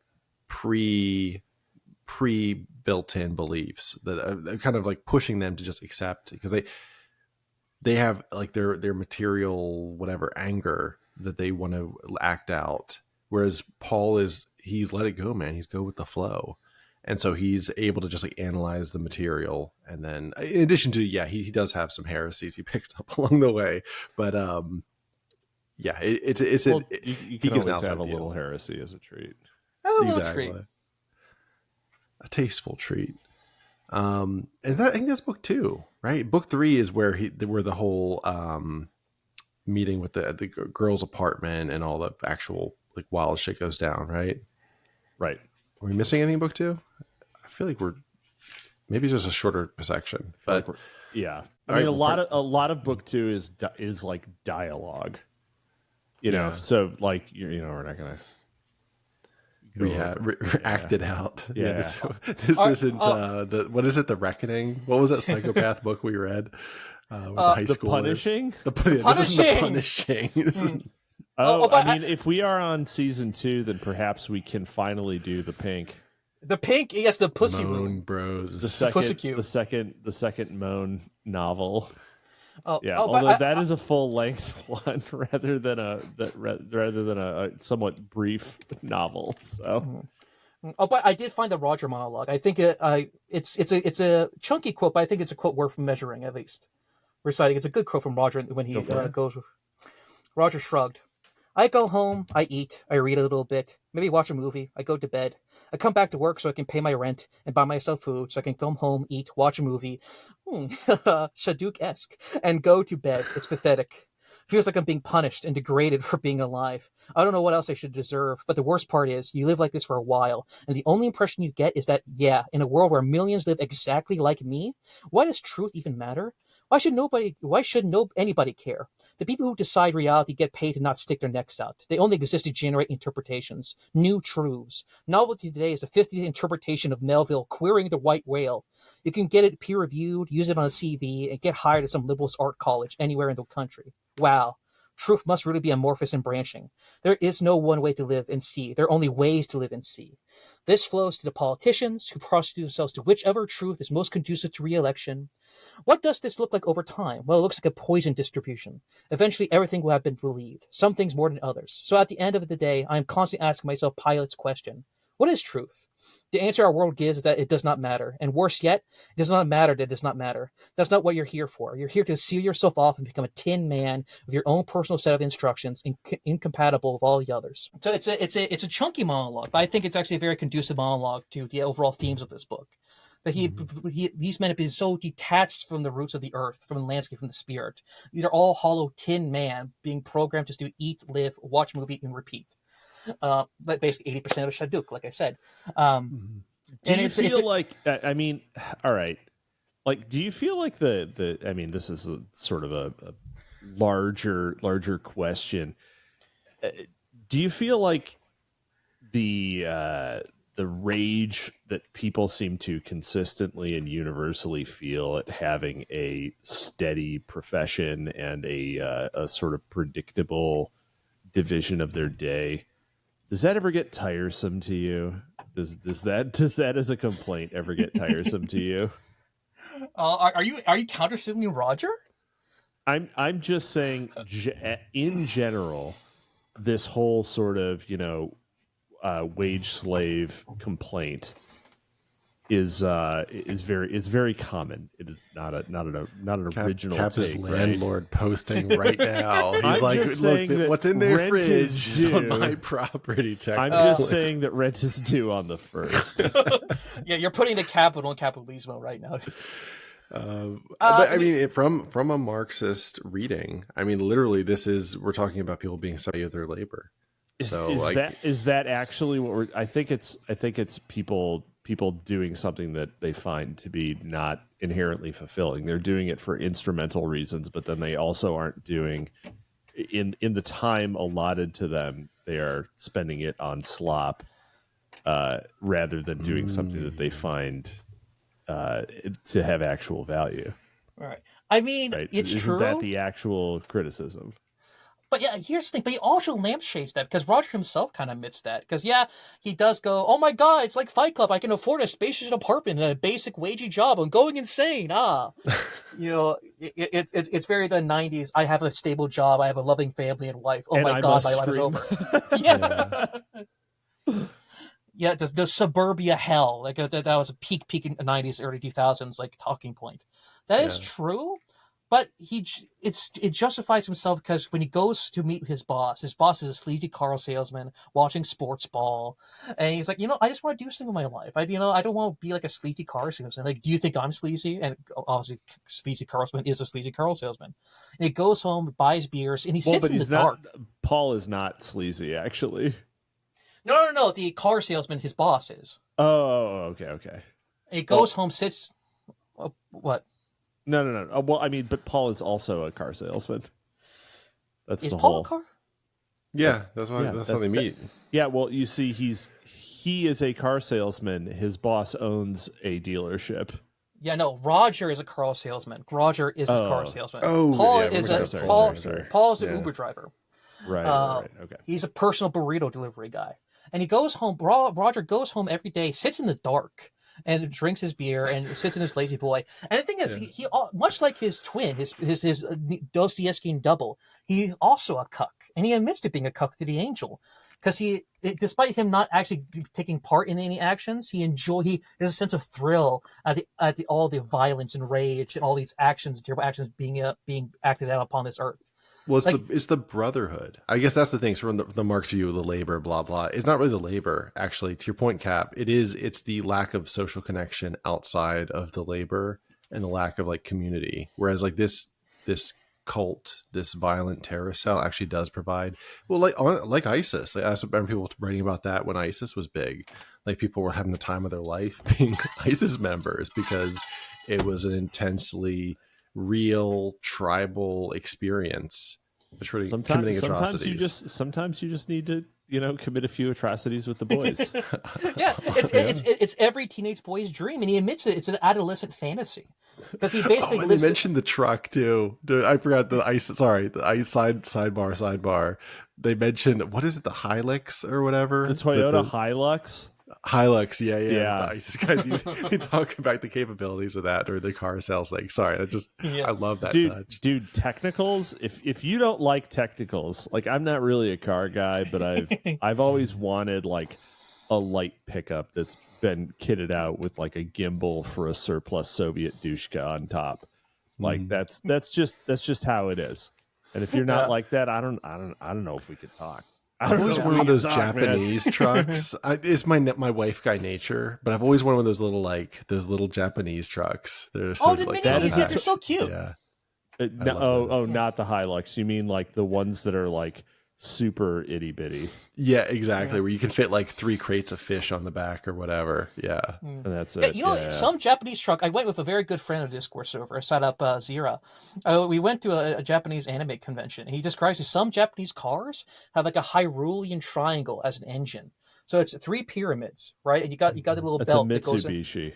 Yeah, it's a very interesting engine. Yeah, it's a very interesting engine. It's I've never seen an engine like that. It's very interesting, actually. It's a tripartite construction of an engine. It's very unique. But it's Taliban tough. That's the tagline for the truck. But he basically sells it a big Taliban tough. Well, it's the Taliban's favorite vehicle of choice for warfare, and they're both like niche, like third world, like Middle Eastern war fanboys. Like they instantly hit it off. Roger is instantly like, again, have all these the entire town of Tannerite. Half of them are libtards. The 1/3 of them are libtards. The other third are radicalized young white men. The other third are boomer war veterans. Apparently, they've been to Kuwait. And everyone is working for some kind of spook outfit. Yeah, because remember when Baldwin gets arrested, all the boys, they go out drinking and they start singing. This is the closest thing to the book gets to like everyone clap, but for right-wing chuds. They start singing, right? Free Baldwin. They go into full crusader LARP, and Normie starts singing along. And then, oh man, a veteran from Kuwait comes in, and a veteran from Iraq. He's like, my God, I haven't seen this in 76 or something like that. Like this brotherhood, this kinship. Like at any minute now, someone fought in a war in Iraq in 1976. He's one of the veterans. Like, my God, I haven't seen this camaraderie since blank. I forget the year. But old veterans start coming in and start singing like Freya Baldwin the Virtuous and like this completely LARPy Hearts of Iron 4 like sing-along song they're doing. You have to expect like fucking Pat Buchanan to come down on the ghost of like Traveler, and they all start singing like Sabaton together. Like you expect Sabaton to start playing on the radio like One Last Breath to come along. Like that's the closest thing to like a right-wing police. Because let's be honest, in a real pub, in a real bar, you start singing LARPy like Crusader songs together as a bros. Like maybe you get 2 people to join in, but on the token 2 war veterans, like wow, these are our real soldiers. These are real men. This is such camaraderie. It was very. It was close to being deviant fan fiction. The closest thing to please clap. Yeah. It was a great. It was a fun scene. And again, them going drinking out with the boys. That was still a great scene, though. Yeah, and they did the spray painting. I think after that was a good part. Oh, dude, right after that, dude, when they finally get the Polaroid picture, all 3 of them, they got ski masks. Paul likes to ski, so he gives an orange one, which is a reactionary color, to Roger, and he gives another reactionary color, purple, politically reactionary color, to Soldier, if I recall correctly. And they all take a vibe, like a totally vibe picture. They hold up their manifestos, like the city suffereth violence. You know, it goes so hard in your mental head. Like you feel like you're watching your first Little Dark Age edit again in your head. You're like, yes, let's go. It goes hard in your head. Right. And why can't that be me? God, I wish it's a great scene. Yeah, it can be. It can be. You don't even need a dox. Yeah, because you're wearing a ski mask. Come on over. Sandbatch, come on over. All right, so we dive into book 3 then. This is where the shit hits the fan. So we start sneaking up on Celine. He starts doing what every sensitive young man was, circling the block of honor levy. I mean, Celine, but sniffing around, trying to get look at, and she just like spots him in the back, waves him in, and he has this awkward dinner with the roommates, which is I don't know if this is my first or second favorite of the first cop interaction was really good. This is like similarly really funny as he's trying to. You have this great tension between him and Celine and everything going on. They're trying to play it off like he's just a friend in front of her 2 roommates, heavily Aspergered friend. Yeah, and they just they just get a read. You can just tell it's just very great character writing of them thinking he's a loser. Basically, Yep. they're both nursing. There's a lot programs. of I actually this was technically speaking well written, but I also fucking hate this type of scene because secondhand embarrassment. It's nutcracker core. Yeah. It's so rough. Yeah. See, here's the thing. I've been there before. Me too. I have We all have. flashbacks. I've Yeah. never been that guy. I've never felt awkward in my really? life. No, Oh, yeah, I've never been in a situation like that. It's just yeah. No. Oh, dude, this scene is so. I remember when this was like me when I was 15. My mom's like, "Oh, my colleagues have kids. Why don't you come have dinner with me with her?" And then, oh god, it was like almost word for not word for word, but very believable scene. Yeah.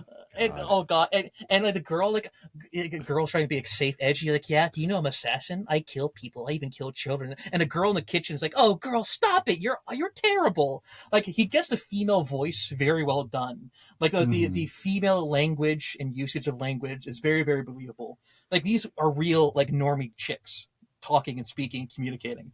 He gets the normie girl vernacular very well done in this. And I think Soldier purposely plays it cringe because Soldier's actually very socially aware. In order to play 4D chess, he does. So he purposely tries to be cringy and aspy as full possible. He's not even spilling spaghetti. He's fucking throwing the goddamn spaghetti at them at this point. Yeah, he's kind of a contrarian. And this was mentioned earlier with the wife, right? Was saying how he used to like fight with her in college just because like he likes. You gotta mute yourself. You are like on sloshing water. You are like marbles in a fucking paint can right now. It adds to the immersion, all right? Okay. No, it doesn't. Gabe Assemer. At least you're not burping and eating chips this time. Oh, that was brutal. That was brutal. Yeah, and I couldn't hear because I was talking. He would just burp constantly whenever I did. Anyway, back on. We're so close. We're almost finished covering Fedbook. It's been haunting us for 6 months. One of us. Gabe, you're still. What are you doing? You're still doing it. I was being serious. God. Just fucking mute yourself. Oh my God, I'm in the corner. Hold on. I'm in the closet. Here, I'm literally hiding. No shit, you're in the fucking closet. Anyway, the conversation very good. Then he talks to Celine, and then we get our intro scene, our flashback, our anime coverage of Constantine's background. Now she thinks he's like the lowest low, even though she's banging him. I mean, you know how it is, guys, right? You know, these ladies are. And she hates him for the most woman reason possible in this scene. Yeah, because dude, I thought of Gabe like the second I read the women wearing dog collars thing. I was like, man, Gabe is going nuts somewhere in the world right now. He is doing like a somersault. Let's go! Reading this shit. You can hear the "let's go" from yes, wherever he is. It was like when I watched that turkey baster scene in the movie about the haunt the house with the blind guy. He has a turkey baster full of semen. Like it's just like a Gabe coded like visual. The eroticos predatory archetype of the blind rapist old man. It's only because Gabe also has turkey basters full of semen. Exactly. And nowhere to use them. He's waiting. Always prepared. He's just got the back stock. The eroticos predatory always comes prepared.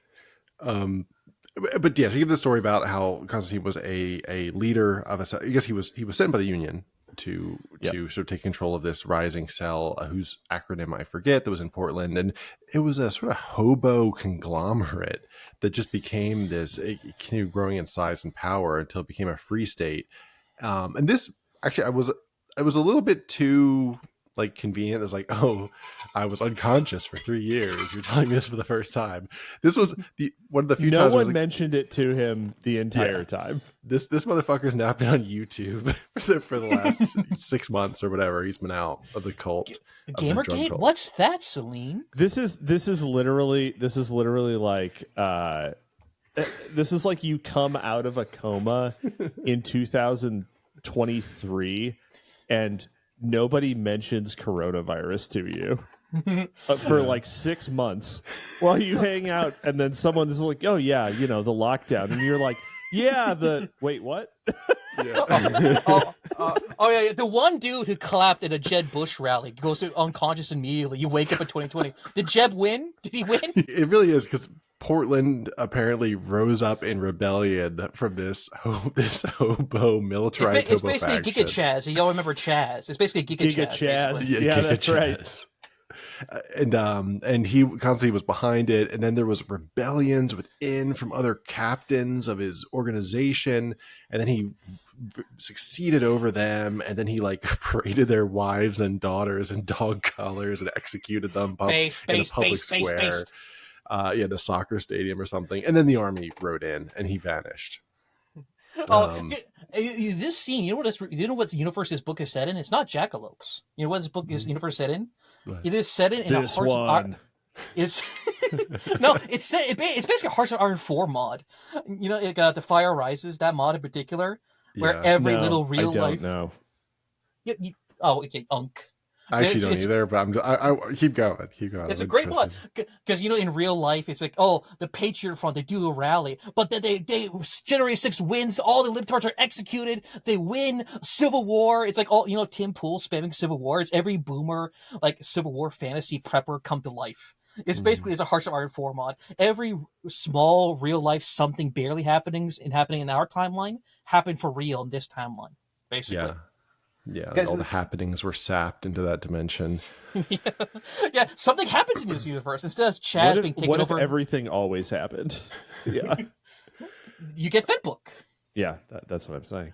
I love Constantine's, but he did this when he was like 18 years old, right out of high school, with a journalist degree. He has a degree.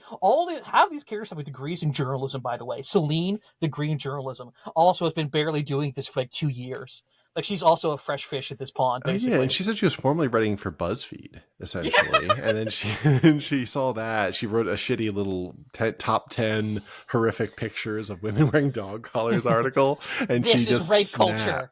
This is rape culture. She was in her luteal phase and she couldn't bear it anymore. And yeah, she started writing about this. She started getting a nice and mistily moist, and she started hating herself for getting moist about it. It's like, I'm going to kill that chud. And the thing is, she only cares about Constantine. She teams up with goddamn Elijah to kill Constantine, not the terrorists. She only wants Constantine. And the government just fucks off. Because, Celine, she's a woman, whatever. She's a character. Thanks for including a female character. You broke the, was it not the Dunbar? No, the Bechdel number. Test does not. Bechdel, thank you. This book does not. This book does not pass the Bechdel test. It just has a female character with dialogue. Yeah, but a very well written female character. Celine is actually, I would say, is generally well written. Yeah, all the girlfriends at dinner, they all mention they have boyfriends too. Yeah, you're right. Bechdel failed. They sure do. Good job, John. You dodged it. You kept. He dodged it. He dodged it.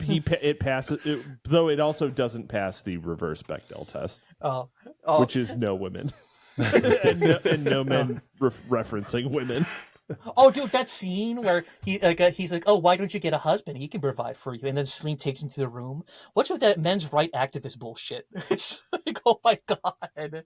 It's a cringy line, but it's a very believable line of that time and that particular character. You know? Yeah. That scene was great. But yeah, okay, but just keep moving. We have, get that information, and then he's like, then, oh my God, I almost forgot the cucking. She seduces. It's the most half-ass seduction I've ever seen. Like she didn't even try, and this guy just bends over. So you're saying the most realistic? Yeah, exactly. Honestly, it's pretty much what probably happens to guys. And she cuffs him. She's like, could I seduce you or something like that? She doesn't even take her clothes off. She has nothing. Yes. And then he like a single half-hearted. I think he even describes it as like a half-hearted kiss. Or something along those lines. No, she does. She does press her body against him. Her playful little nips does touch his nips because they do. Touch each other. But she even says like, "Could I like seduce you so easily?" or something like that. And then she just does it, and he's like instantly melts. And then she cuffs him, and then drives him in the bitch seat to visit Elijah's club. Oh my gosh, she puts him in the cuck cage. She cuck cages him. Yeah. And leads him to the club, and so this military stylized bar, like Ukraine bar. You take him down to the dungeon, the back room, and then there's Tenksa or whatever that particular prophet's name was. I think it's Montezuma. I think it might be Montezuma, if I mind correctly. Maybe not. Not Montezuma. No, it's with a T. It's Tank Swenka or something like that. Tenochtitlan Del Rey or something. Yeah. Yeah, and then he sees him sitting behind the desk. He's like, "Oh, I'm fucked." And then Elijah and like two other guys show up, and they basically they tell him we're going for a ride. And I don't think they totally spill their spaghetti at this point. I don't think they tell him exactly what their plan is. They're just like, we know, you're with the Union. We know you think you're doing this, but you're actually not. Come with us. We're gonna go. We're gonna go on a ride. Put on the ski mask. They go and they perform a raid on a house. And who's inside? Constantine and two guys we've never seen before, who are his cell. What is it? Are they the Empire Cell? I think is the name of their group. Yeah, that's the Empire Cell, and then the Prophet Cell is the other one. There's like those two I blur in my head a little bit, but obviously they're very distinct. So Constantine and his two guys, they're thrown in. Oh, and literally the incarnation of Gabriel Sinclair is there. I saw it. I know the exact scene you're talking about. God cuffed damn it. And like blubbering and like declaring his loyalty to Oswald Spengler. They literally pull Spengler off the wall, right? They're like, yes! Really? This is what got you radicalized? Dude, I posted it. What's that supposed to mean? Stancliffe? Literally just called you specifically out from the past. Yeah, but that before you ever met you or knew you existed. Yeah, another example, perfect tense. I've been living rent-free in his head for this long. Longer than we've taken to review his book, actually. Yeah. But to be fair, he does. Because the book and also, to be exist. Fair, and also, to be fair, he was a fake Spengler cell, because it's clearly implied he got the abridged edition, the 1-volume edition, the kind of rest is 2 volumes. So he's actually a fake Spengler cell. Thank you very much. So he wouldn't have cried if he'd read the real one. Is that what you're saying? Yeah, the fake ones are the realist Spengler cells, because their only reading of Spengler is Spenglerian. That scene where the Indian dude he gets to Clan of the West and he literally beats Constantine with the book. You remember that scene? Yeah. Oh, that's a great scene. And also, fuck that kid, by the way, because listen, Crusaders are obviously a Catholic organization, and he names himself after fucking Cromwell. All right, the whole point of the Prophets and whole Crusaders, it's a Catholic thing. Well, they're not Crusaders. Well, yeah, but you can't take credit. You can't be a little Lutheran and get your Reddit goal with your 19 essays. I don't think they are Catholic. I don't think the Crusaders are necessarily Catholic. They never get to that level of Bible preference, do they? I mean, they're all named after literal crusaders. Yeah, who no one else did one of those. So yes, you see, it's true papal patriots.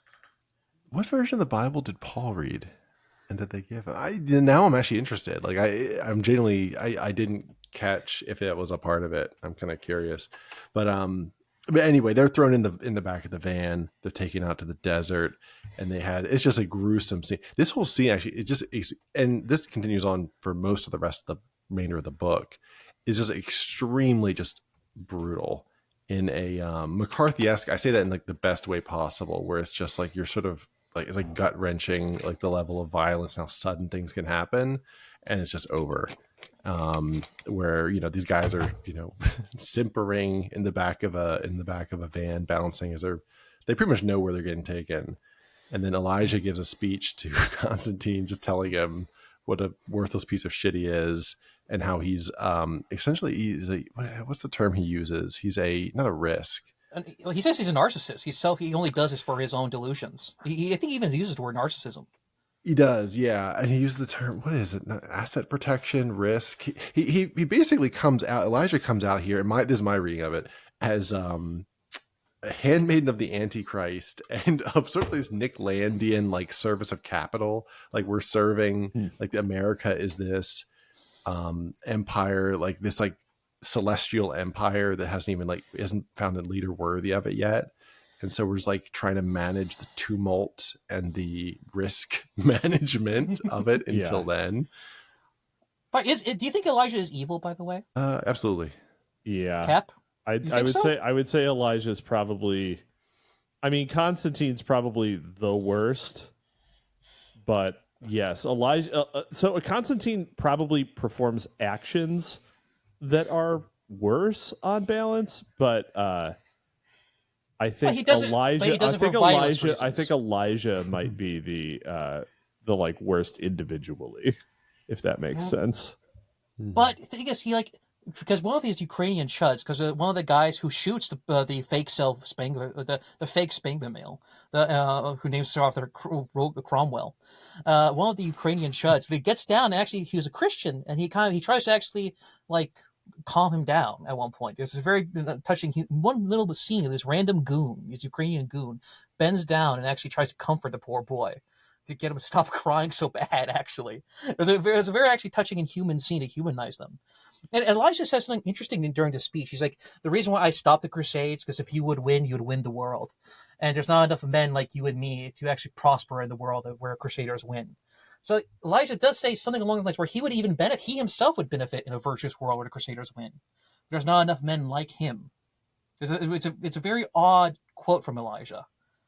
Yeah, he sort of sees himself as a balancing force, and he's just sort of maintaining stability from people like Constantine, who would, I guess they're the true agents of chaos, and he is an agent of order, and maybe it's an evil order, but I guess it's the order that has power in the world. My Christianity is too high IQ. It takes very high IQ to understand my form of Christianity, which is serving the Antichrist or the future emperor. Yeah. And also, another question for you. Is Elijah, because John, this is a little poke in the ribs for John, because he mentioned this in the interview with the boys. Is Elijah a Shadow the Hedgehog character, or does he actually pull off Elijah? I think he's got a little bit of the judge syndrome. Like, who was it in Millennium? The corporal or whatever. Like, it was a little bit like he steps forward and a light comes down on him. He's like delivers his stump speech, and then he just walks out. Like, because he kind of appears here, and then we see him briefly at the end where he just shoots at some people from a distance. Where he just goes full badass. Yeah, that's right. What do you think, Cap? Is he a Shadow the Hedgehog or no? I want to get y'all's opinion first. You think he's just there to be edgy, cool dude? You're asking me if I think that he's just there to be edgy, cool dude? For a Shadow the Hedgehog, so Cap can know what he's consenting to. Hedgehog with a gun. Like an overly edgy, like OC do not steal deviant art fan art kind of thing. I don't think he's like cringe edgy. Yeah, me neither. I actually think he's done really well done. Because he He's comes a off Tom like Clancy character. Yeah, like one eye's blue, the other eye's a different color. Like, he looks like an OC character. Because the reason why I bring it up, because John brought up, he's like, "Oh, I'm scared that they're going to say that Elijah is a Shadow Hedgehog character." And you should have warned me about that beforehand, because then I would have done it just to fulfill his darkest fears. So we could bury him with the jackalopes, but but I think Elijah's playing very well. Really going in on Marlowe. But you can't for no reason. Listen, there's an Easter egg for Jackalopians. It's also about a radicalized young group of sensitive young men. This is his dark, tall, and handsome older brother. Oh, that is true. Yeah, that's about a group of young men bonding as well. The brotherhood, a Catholic group, a fellow Catholic group. Yeah, we got to get something for the jackalope cells. So yeah, I'm glad you called it out, Gabe. I would amend mine too. I don't want to be overly harsh. He's a shadow. I would say he's a Shadow of the Hedgehog in the sense that I don't think he like has enough presence before, and it's not as naturalistic with the delivery. Like, it's very much he shows up and then he gives like a page long, like 1 page long spiels directly, but no one asked for it, and he's just like, which it's very well written, it's good, but it was a little Shadow of the Hedgehog-y in that way. I mean, he's just kind of. I mean, I do feel like he is. So it's expositive in the sense that he is he's letting both the characters and the audience know that in fact, like, even though like the Crusaders and the prophets and stuff were initially described as being somewhat equal, they are absolutely not. Like, so yeah, there's that level to it, I guess. Yeah, that, and for me, more just like his whole worldview about like capital and risk and how like the whole celestial empire aspect. To me, that's like the more Shadow of the Hedgehog-y. Overall, I think his inclusion in the book is a huge positive. and so I don't think it like should have been as like cut, but yeah, it was just maybe like a rougher edge. And I like calling characters Shadow the Hedgehog too. You just want to say yes because it's fun to say yes sometimes. Okay, very much like Matthew Pegasus. Some things they just sound better one way than the other. Just sounds better. Yeah. But anything else on like the execution and the fallout from that, and then I guess we're pretty much at the final run. Actually, here's what he says. I managed to find it. He says something along these lines. He says, in this sense, Constantine is right. Baldwin is right. You are all correct. It only takes a little push, but you cannot make this push. And if you could make this push, we can parry it. A small amount of energy deflected and amplified, 1,000-fold in the opposite direction. Violence will beget violence, but not the violence you need. You cannot and will not win, for the sake of much more than what or who I represent. You'll be thwarted, crushed, spat out, and broken at every junction. One day there will be no liabilities, only profits, and profits among them, a word pun, and the emperor who is to come. So yeah, he does worship capital because he says profits in terms of the capital sense, but also profits as in the religious sense. Mm-hmm. And he doesn't even he admits that what they want is correct. What they want is actually right and good and virtuous. He recognized the virtuous amongst them. And he actually, and the reason why he hates Constantine is because Constantine is only in it for himself. He's only doing a Hellenistic Giga Chad worship of his own vitality. Despite being objectively based, Constantine is literally mean. But Elijah is actually a deeply, he's not a nihilist. Elijah does believe in what he's doing, and he openly believes it would be good for mankind and humanity. And he even believes that the Crusaders are actually right about the world. So it does give them a lot of depth. He's what is that thing? He's one of those guys. Not techno-optimist. The other one, the guy that was the SFB, whatever, the crypto exchange guy was. Oh, effective altruist? He's an effective altruist. That's what he is. Effective altruist villain. You see it okay. now, right? Yeah. Oh my god, he's effective antagonist. Yeah. Real effective altruism hasn't been tried. Yeah, I mean, he's all about just managing the system, optimizing it, technocratic, optimization. Yeah, and then being profits of profit. Obviously, I like that wordplay too, and it puts new light. Profits, people that foresee the future, and their job is they're risk management experts essentially. Yeah. So it's a really, really cool layer. That is, yeah. And also the fact that, and the reason why, for example, the Lindsay character in Millennium worked is because in Millennium, the sergeant would do walls and walls of text, where made each of his speech less and less special. Because Elijah has very short screen time, or book time in this case, it makes that one big speech very meaningful because it hints a lot about his character that you have to chew on. He doesn't overindulge in Elijah. He actually treats Elijah very sparingly, which I think was actually a very good move. Yeah, for sure. And, you get just enough for him to make his effect, and then the next time you see him, he is just executing. He gave you his justification, and now he's doing. Yep. All right, moving along. We have the thugging. Wow. Are we getting to the thugging? Are we going to do a little thugging? The drug thing. Oh my god, I almost skipped right over that. Well, it's so good. Now we're in the final run. We're prepping for the attack, and so they want to bail out? Was it not Baldwin? Baldwin. Yeah, they want to bail out Baldwin. They need $10,000 or something. So all right, what are we gonna do? There's a guy named Z. They're like, all right, he owed money from back when Baldwin was a drug dealer. So let's go rob him. And he's leaving the country. He's flying to Uzbekistan because he can live like a king over there for some reason because of the exchange rates. So they're like, all right, let's go over, pretend we're going to buy drugs and rob this guy. And they go, he literally calls it like the descent into hell. Like it really is like the Odyssey here, where it's like, all right, we're going to descend down layers of hell. And it describes it, in graphic, but very good detail of just the scene, right? They go into the house. There's sort of two hood rats hanging out the front, chat for a minute. You go in. There's just people hanging out in bathtubs, shooting up heroin. Yeah. Just the modern American nightmare. Like you do. People of Walmart. Yeah.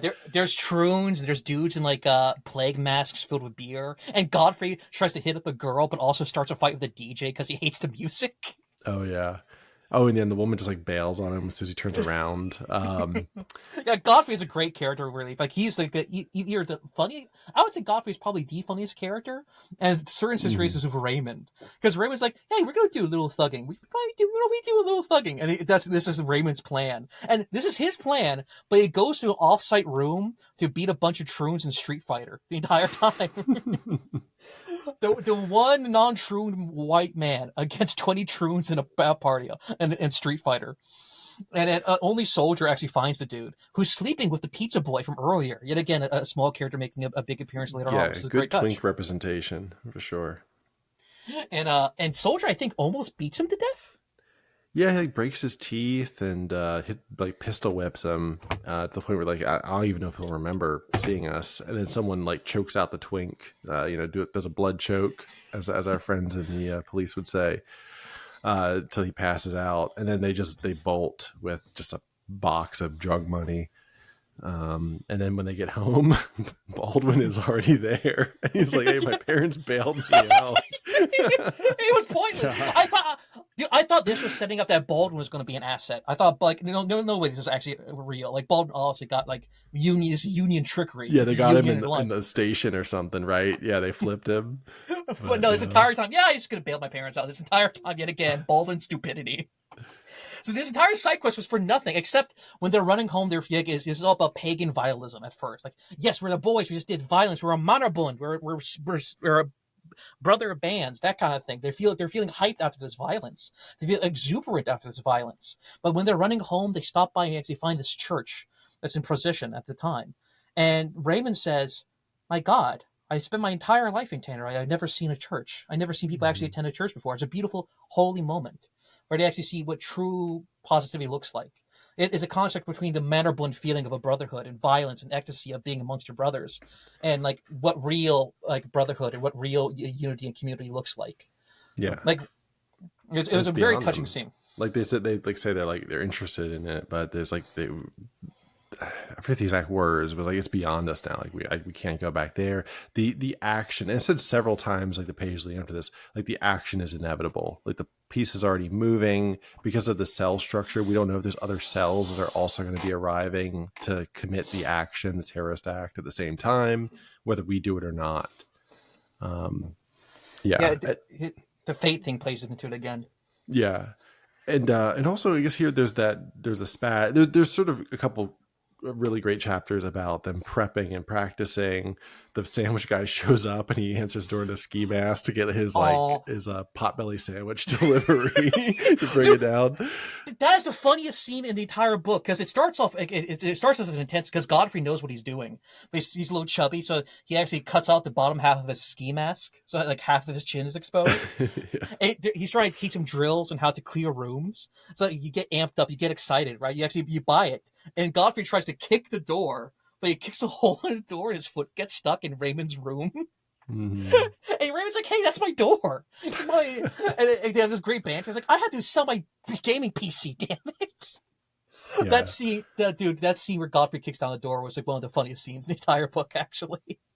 Yeah, it was really good. And then there's also the spat where what is it? Paul and Roger argue about stuff, and they're like obviously less committed than everyone else, and they seem like they're not even very as aware. The Crusader cell is obviously geared up, gunned up, and everything, but I don't even know, is there even a term for this sort of like mini cell with Paul and Roger? They're just sort of the roommate cell, and vaguely aware, not really even understanding what bro cell, the bro cell. No, they're the Discord division. Okay, they post the asphalt memes. And so he has a conversation, and he talks to Paul in his sad, lonely, dark apartment, like you described earlier, Gabe, and asks him, "Hey, bro, can you rent a U-Haul for a friend of mine?" I was like, "Yeah, I could do that." Doesn't give any context. Yeah, and so that's sort of Paul's sort of the betrayal of Paul being set up, and then but also he tells him, at least he says later in the book, he tells Paul to leave, but I don't think he tells them that in the narrative. But no, Roger reveals when it the frame later story on. is You're pretty, revealed. yeah. Hey, you're pretty cool. Don't go to school tomorrow. Literally. Dude, that Sam Hyde short video, I was so thinking that's like Fedbook. I'm sorry, this is not going to age well, but the Sam Hyde had like the AI generated school shooting video. Yeah. It was extremely funny. Extremely Fedbooky. Yeah. Yeah, and then there's the action. Anything before the action? The action scene is this is where it gets turned up to 11. Like, you just buy into it's a power fantasy, but like, you don't care. They got yoga mats with spikes in it. They plan it to the minute. Raymond's on his damn dirt bike. Kino. That beautiful quiet moment where he meets the random other soldiers. They don't make small talk because small talk is pointless. Even there's a beautiful scene when they're in the truck and just kind of feeling the minutes go by, and there's just a sense of community. He says something about bonding or community or something along those lines, where we're all soldiers. We all know what we're about to do. Soldier is sweat maxing because showering makes you lethargic, according to Godfrey. They're all just sweat maxing. You know that it smells crazy in that U-Haul. That right? whole morning, actually, it was just so good in terms of like the slow building stress. Like, it reminds me, I've obviously never done anything like this, but it reminds me of the time that I carried out the VTech shooting and framed that ching chong. Back when I was in Syria, bro. No, you've had those stressful mornings where you had a meeting or you had a horrific event you had to go to. And you just wake up with dread in your gut. Yes. It really depicts that feeling beautifully. I will have to say, Dave, the closest thing that Dave would do, you're that guy who tried to do the third "he will not divide us" flag stealing thing. You got up on top of the building and everything, but you forgot the scissors, so you just had to leave. Pretty much, yeah. I am very forgetful, so that's probably what I would do. Okay, and then they ran the gate, and the plan is it's laid out in advance. They say what the general plan is, but they got this big U-Haul, so they're waiting to the little old lady opens the gate to the quote unquote castle. They ram in, they block it with a U-Haul, and then actually I forget why the dirt bikes are there. They just like ride around, look badass, I guess. They got the back of the truck. Yeah, but remember, they forgot about the wheel. They're like on two wheels turning around that tight turn. They all have to lean on one side of the truck so they don't tip over. Hooey, and them Crusader boys really got themselves in a pickle this time. Tune in next week. Let's see what they do. Yeah. And it's just action packed. It's chaos. It's very well depicted. This sort of fog of war as they're charging. Lady locks the door. They bash in a window. They're zip tying people. A cop appears, opens fire. They drop him. Soldier in particular, his first kill. Yeah, yep. And he just sort of sees the guy like ingloriously like bleeding out at his feet, and kind of gets lost in it for a moment until someone screams out. I think it was Godfrey. He's like, keep moving, clear out the building, drop the explosives down by the network center down the bottom in the lower level. Oh, and he finds the friend that I referenced earlier, coming out wearing his little cuck lanyard, his little wagey lanyard, and he recognizes Soldier by his eyes and his mask or something. And Soldier's like, just get the fuck out of here, man. I'm gonna pretend you were shot or something, but just run out the back door in a minute. And his friend treats him like a dick, by the way. And well, on account of the circumstances of their meeting. Yeah, Soldier didn't shoot him. Yeah, but he had a gun in his face. Yeah, Gabe, are you incapable? Yes, but how does it affect you personally? Well, actually, how does this active shooting affect you personally, though? Yeah, no big deal. Hey, I'll guarantee you a TV interview. Think about it. Sandy Hook parents are still getting YouTube ads to this day. Unskippable YouTube ads, by the way, which are very annoying as fuck. I know, especially because none of their kids actually died. Yeah, I'm making that stand. Oh man, Alex Jones $1 billion bill for David Herron. Come get me. I'm behind one proxy, one half-hearted proxy. one proxy. You just have to call Cap or Gabe and ask for my real identity. They both have it readily available. Oh my god, no, this is your Baldwin moment. You get arrested and I have to become the new head of TOOKY'S Mag. This is all part of my plan. God, I need you guys to bail me out. I need you to rob T.R. Hudson. Not everything he has. Bail me out. Yeah, not happening. You're just going to have to wait. Sorry, cock and ball torture T.R. Hudson until I'm released. What do you mean that doesn't change anything? No. I just wanted you guys to have something to do while I was in. Didn't want you to be bored. My last request before I go to jail for 10 years. Take revenge on Hudson. Make a snuff video. Wait, did he do this? No, just general vengeance. Yeah, just tug rape Hudson one last time. My final request. Oh man. Yeah, I mean, what else is there? They get spooked because then they see the prophets appear, and the plan is, oh yeah, the prophets are going to come. They're going to look like they're SWAT, and they're going to arrest you. But they're just going to take you to a really nice farm, and you don't have to worry about it. Yeah, where you get to play in the field. Yeah. Well, actually, they do set up because Mice and Men is also mentioned during that raid of Elijah. Yeah. After that damn sitting bull larper disparages the good name of Spangler. And also, John, you have a lot of restraint. I know saving your Deus Vult quote for the very last action scene took a lot of restraint.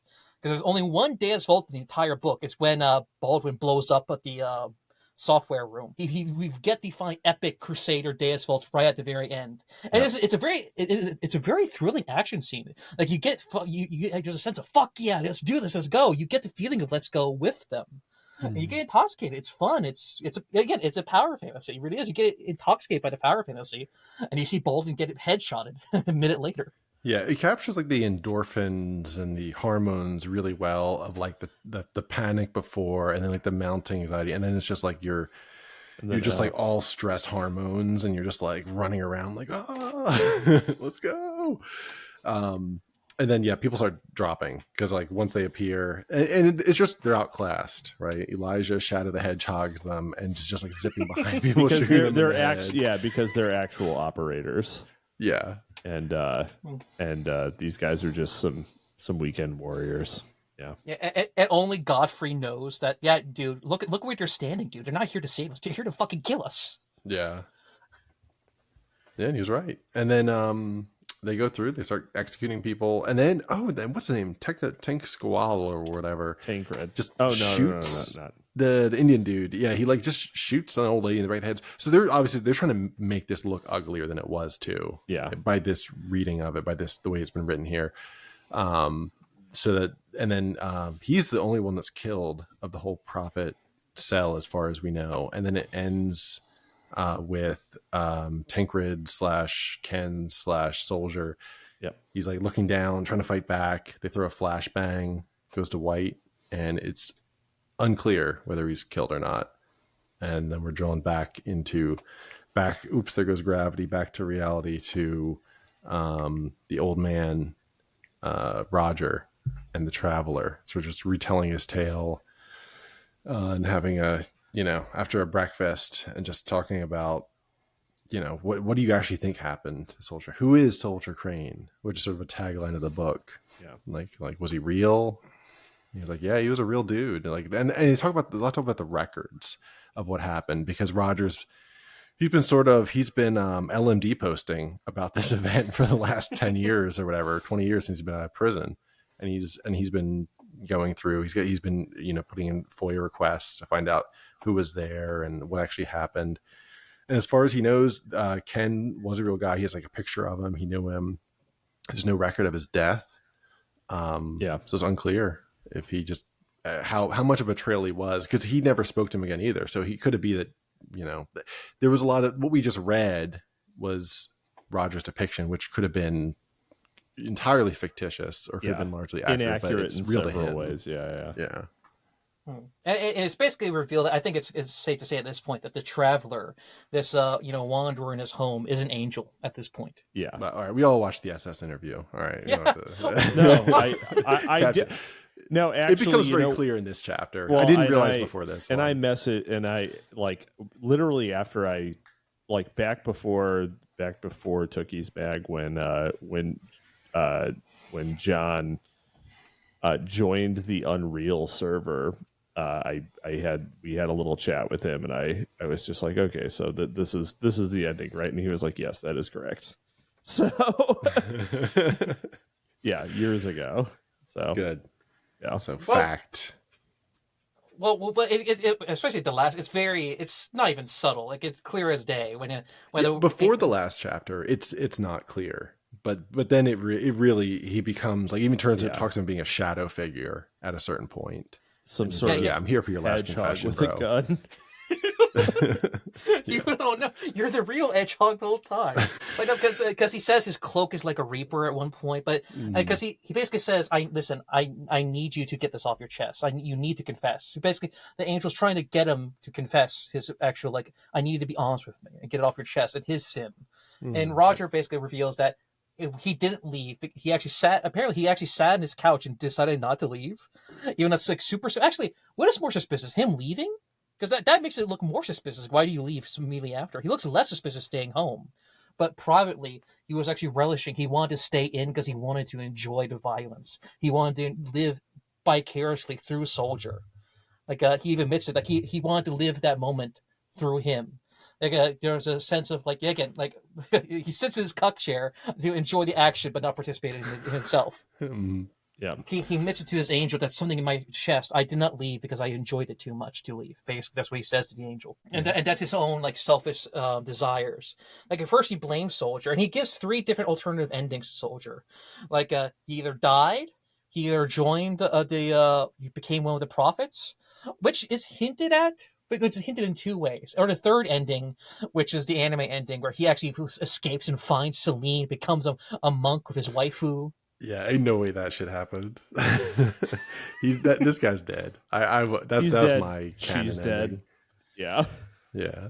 I don't, because he gets flashbang. He doesn't get shot. He does get flashbang, and he hears the horns. Both their endings. Roger hears horns or something. It makes it with the rain. He hears a who, the heavenly who, right? So they both hear a heavenly who. In the rain with Roger, he hears, it's compared to the sound of trumpets. I think the rain is compared to the sound of trumpets. Yeah. And Soldier hears the sound of trumpets. When everything goes white and luminescent with the flashbang, he hears a roaring sound of trumpets, and it cuts to black for Soldier. So, I don't know. I think it's clear because the Soldier's body wasn't reported, while all the other Chuds' bodies were reported.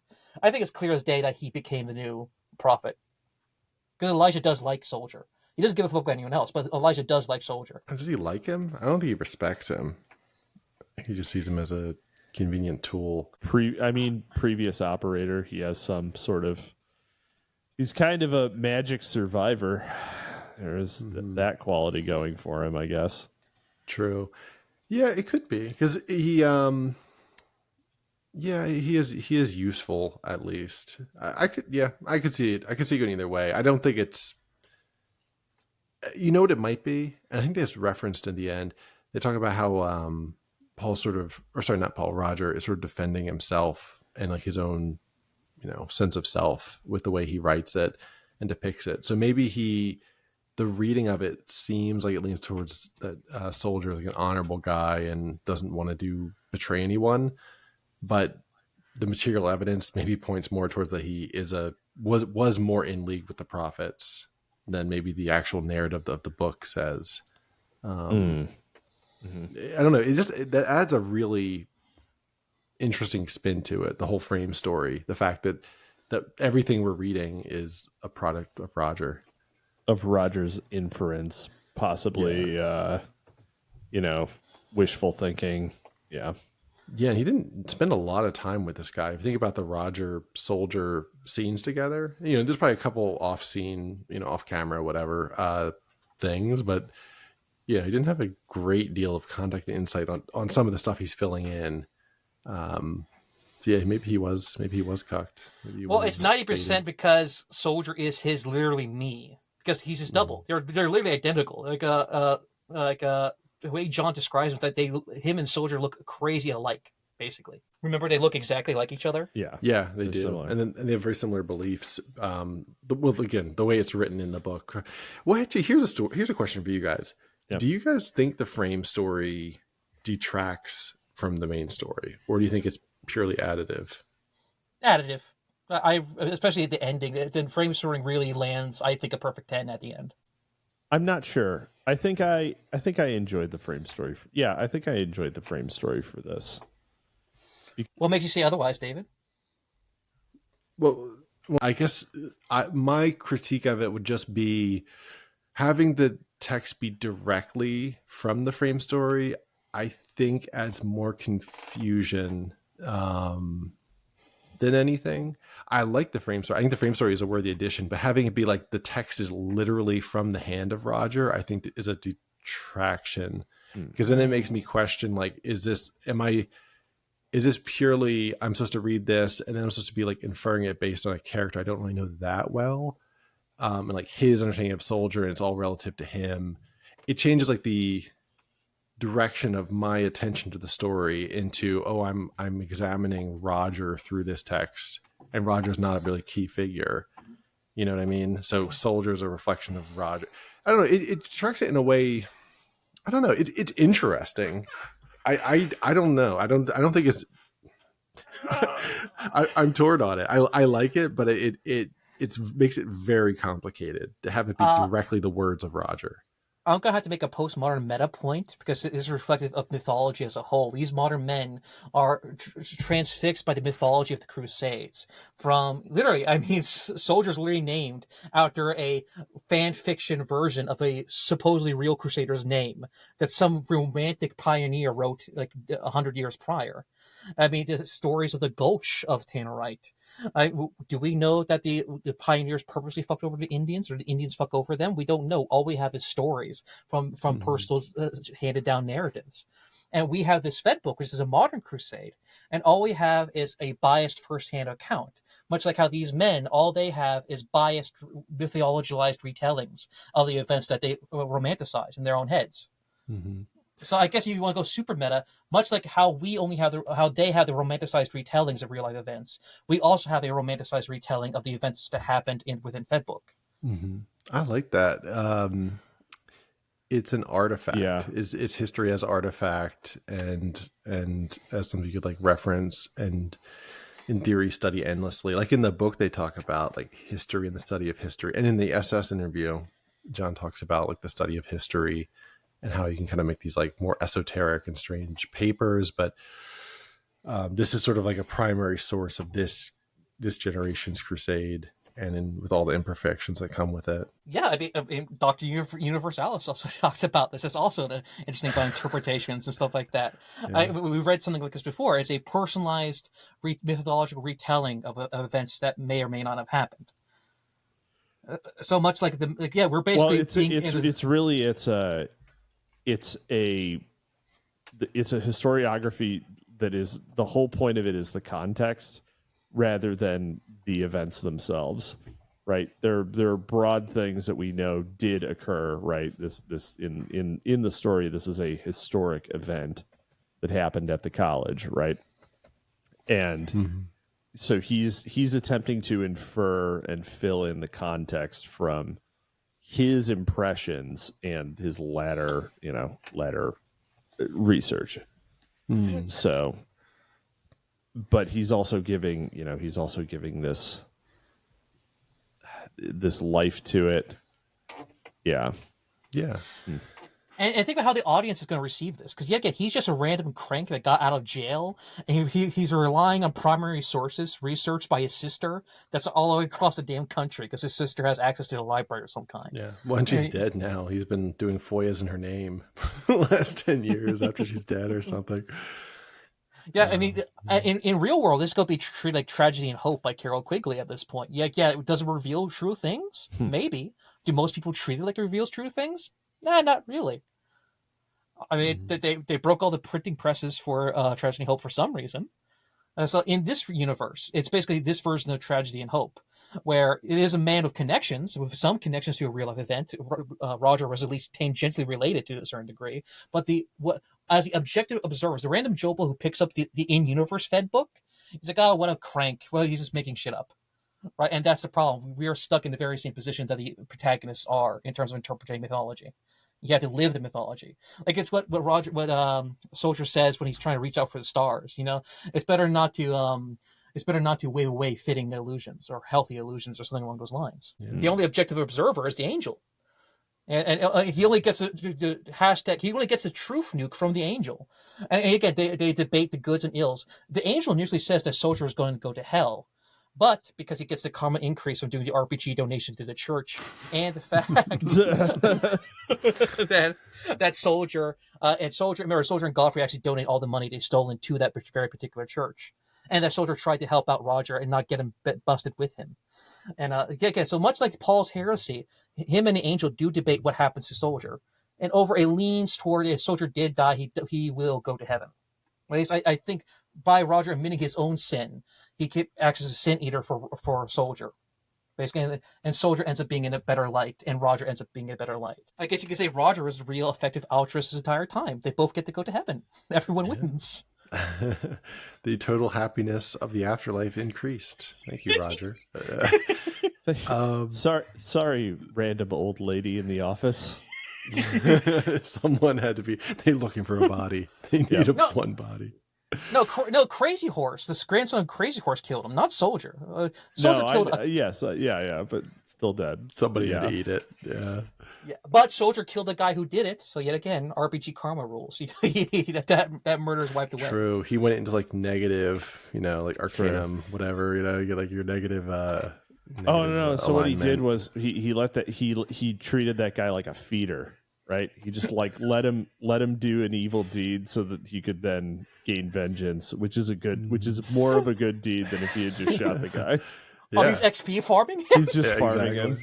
Yeah, but yeah, I mean that's Fedbook, long in the making. I guess my closing thought would be I hope I didn't come across overly negative. I was worried about that because I feel like I try to focus on just every bit of critique I can fit in my head because I try to hopefully offer some value from that. But yeah, really great book.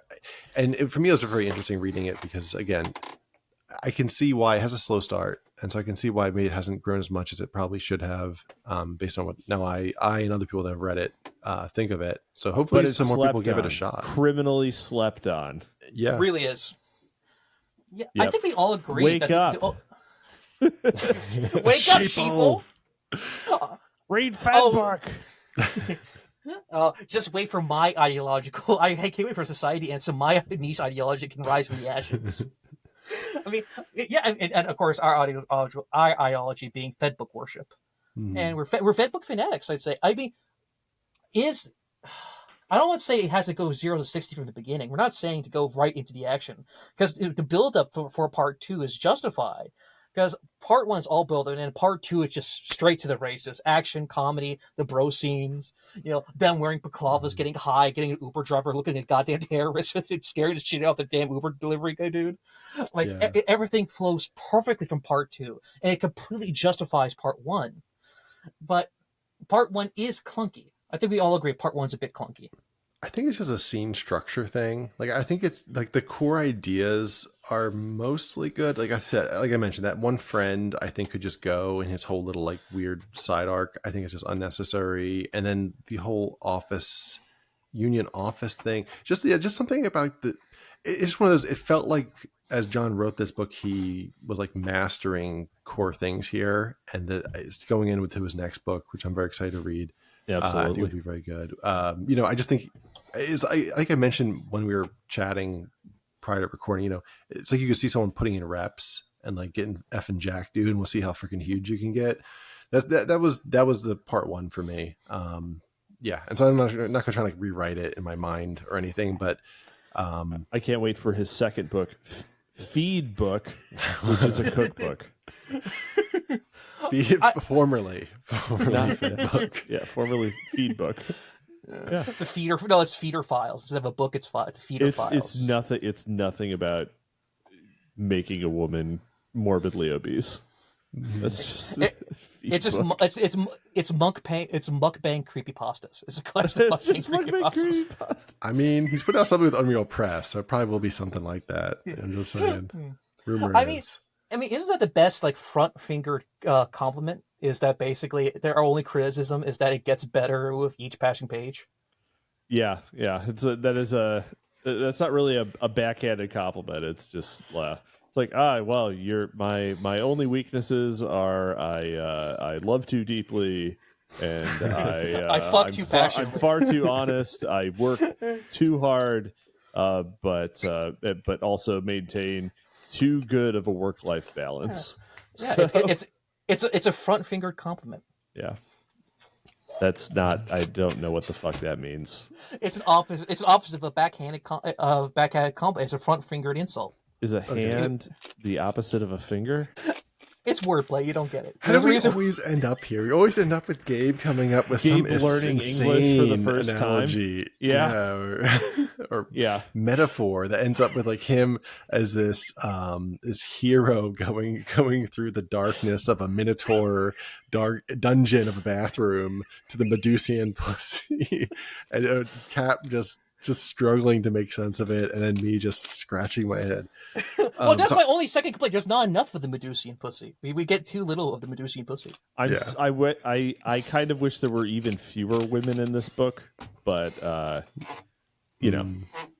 take perfect. Celine's fine. Oh, but okay. Final question, boys. Who's your literally me character out of the cast of characters? I'm Paul, for sure. Honestly, probably Raymond to a certain degree. Yeah. Soldier Crane, because I'll sell both of you out. Wow. Over a hopper in a black sweater. Yes, please. Honestly, Cap is very Elijah pilled, in my opinion. Oh no. Oh, Gabe, you're Godfrey. Sorry to say. I'm Gabe is the kid. I'm that was pissing Elijah. himself. Amazing. I'm Godfrey? That is. You can't call yourself Elijah. I could see you lecturing me on Risk, and then being like, "And now you have to die." I'm sorry. Yeah. In any case, yeah. A guy named Capitalisimo is a prophet for the prophet god. The prophet of profit, and he defends landlords. The most oppressed minority, unironically, landlords. But let's wrap it and just beg our audience, if you're listening on Spotify, click that bell. If you're listening on YouTube, get rid of that pesky ad block. Like, follow, subscribe, all that good stuff. Yeah, sign up for Patreon. Buy the book using our affiliate link. Send us cash in unmarked envelopes. There are dead drops that are sprinkled throughout the continental United States. Oh, and speaking of dead drops, if you have a particular publisher you want to see drop dead, like what we did to Double Dealer on behalf of Cairo Smith so that we can buy it on the cheap, if you have a niche right-wing publisher that you want to bury, pay us so you can buy it on the cheap. Oh, we are literally hitmen. Yeah, we have a trail of bodies. We'll take them out. We'll take them out. A southern property sold to someone in California. Bonfire Books, you're next. No, we need to do an edit of that Yes Master guy, like the Trump guy listening to Trump on the TV. I did one of those with Dan Baltic on the TV. I'll handle him, Mr. President. Yeah, I'll handle it. Yeah. Double Dealer is posting short stories. Hard R. Yeah, Yes Master. Someone gave the Nutcracker 3 out of 5 stars. You know what to do, little homies. All right, let's play out there. All right, good night and good talking.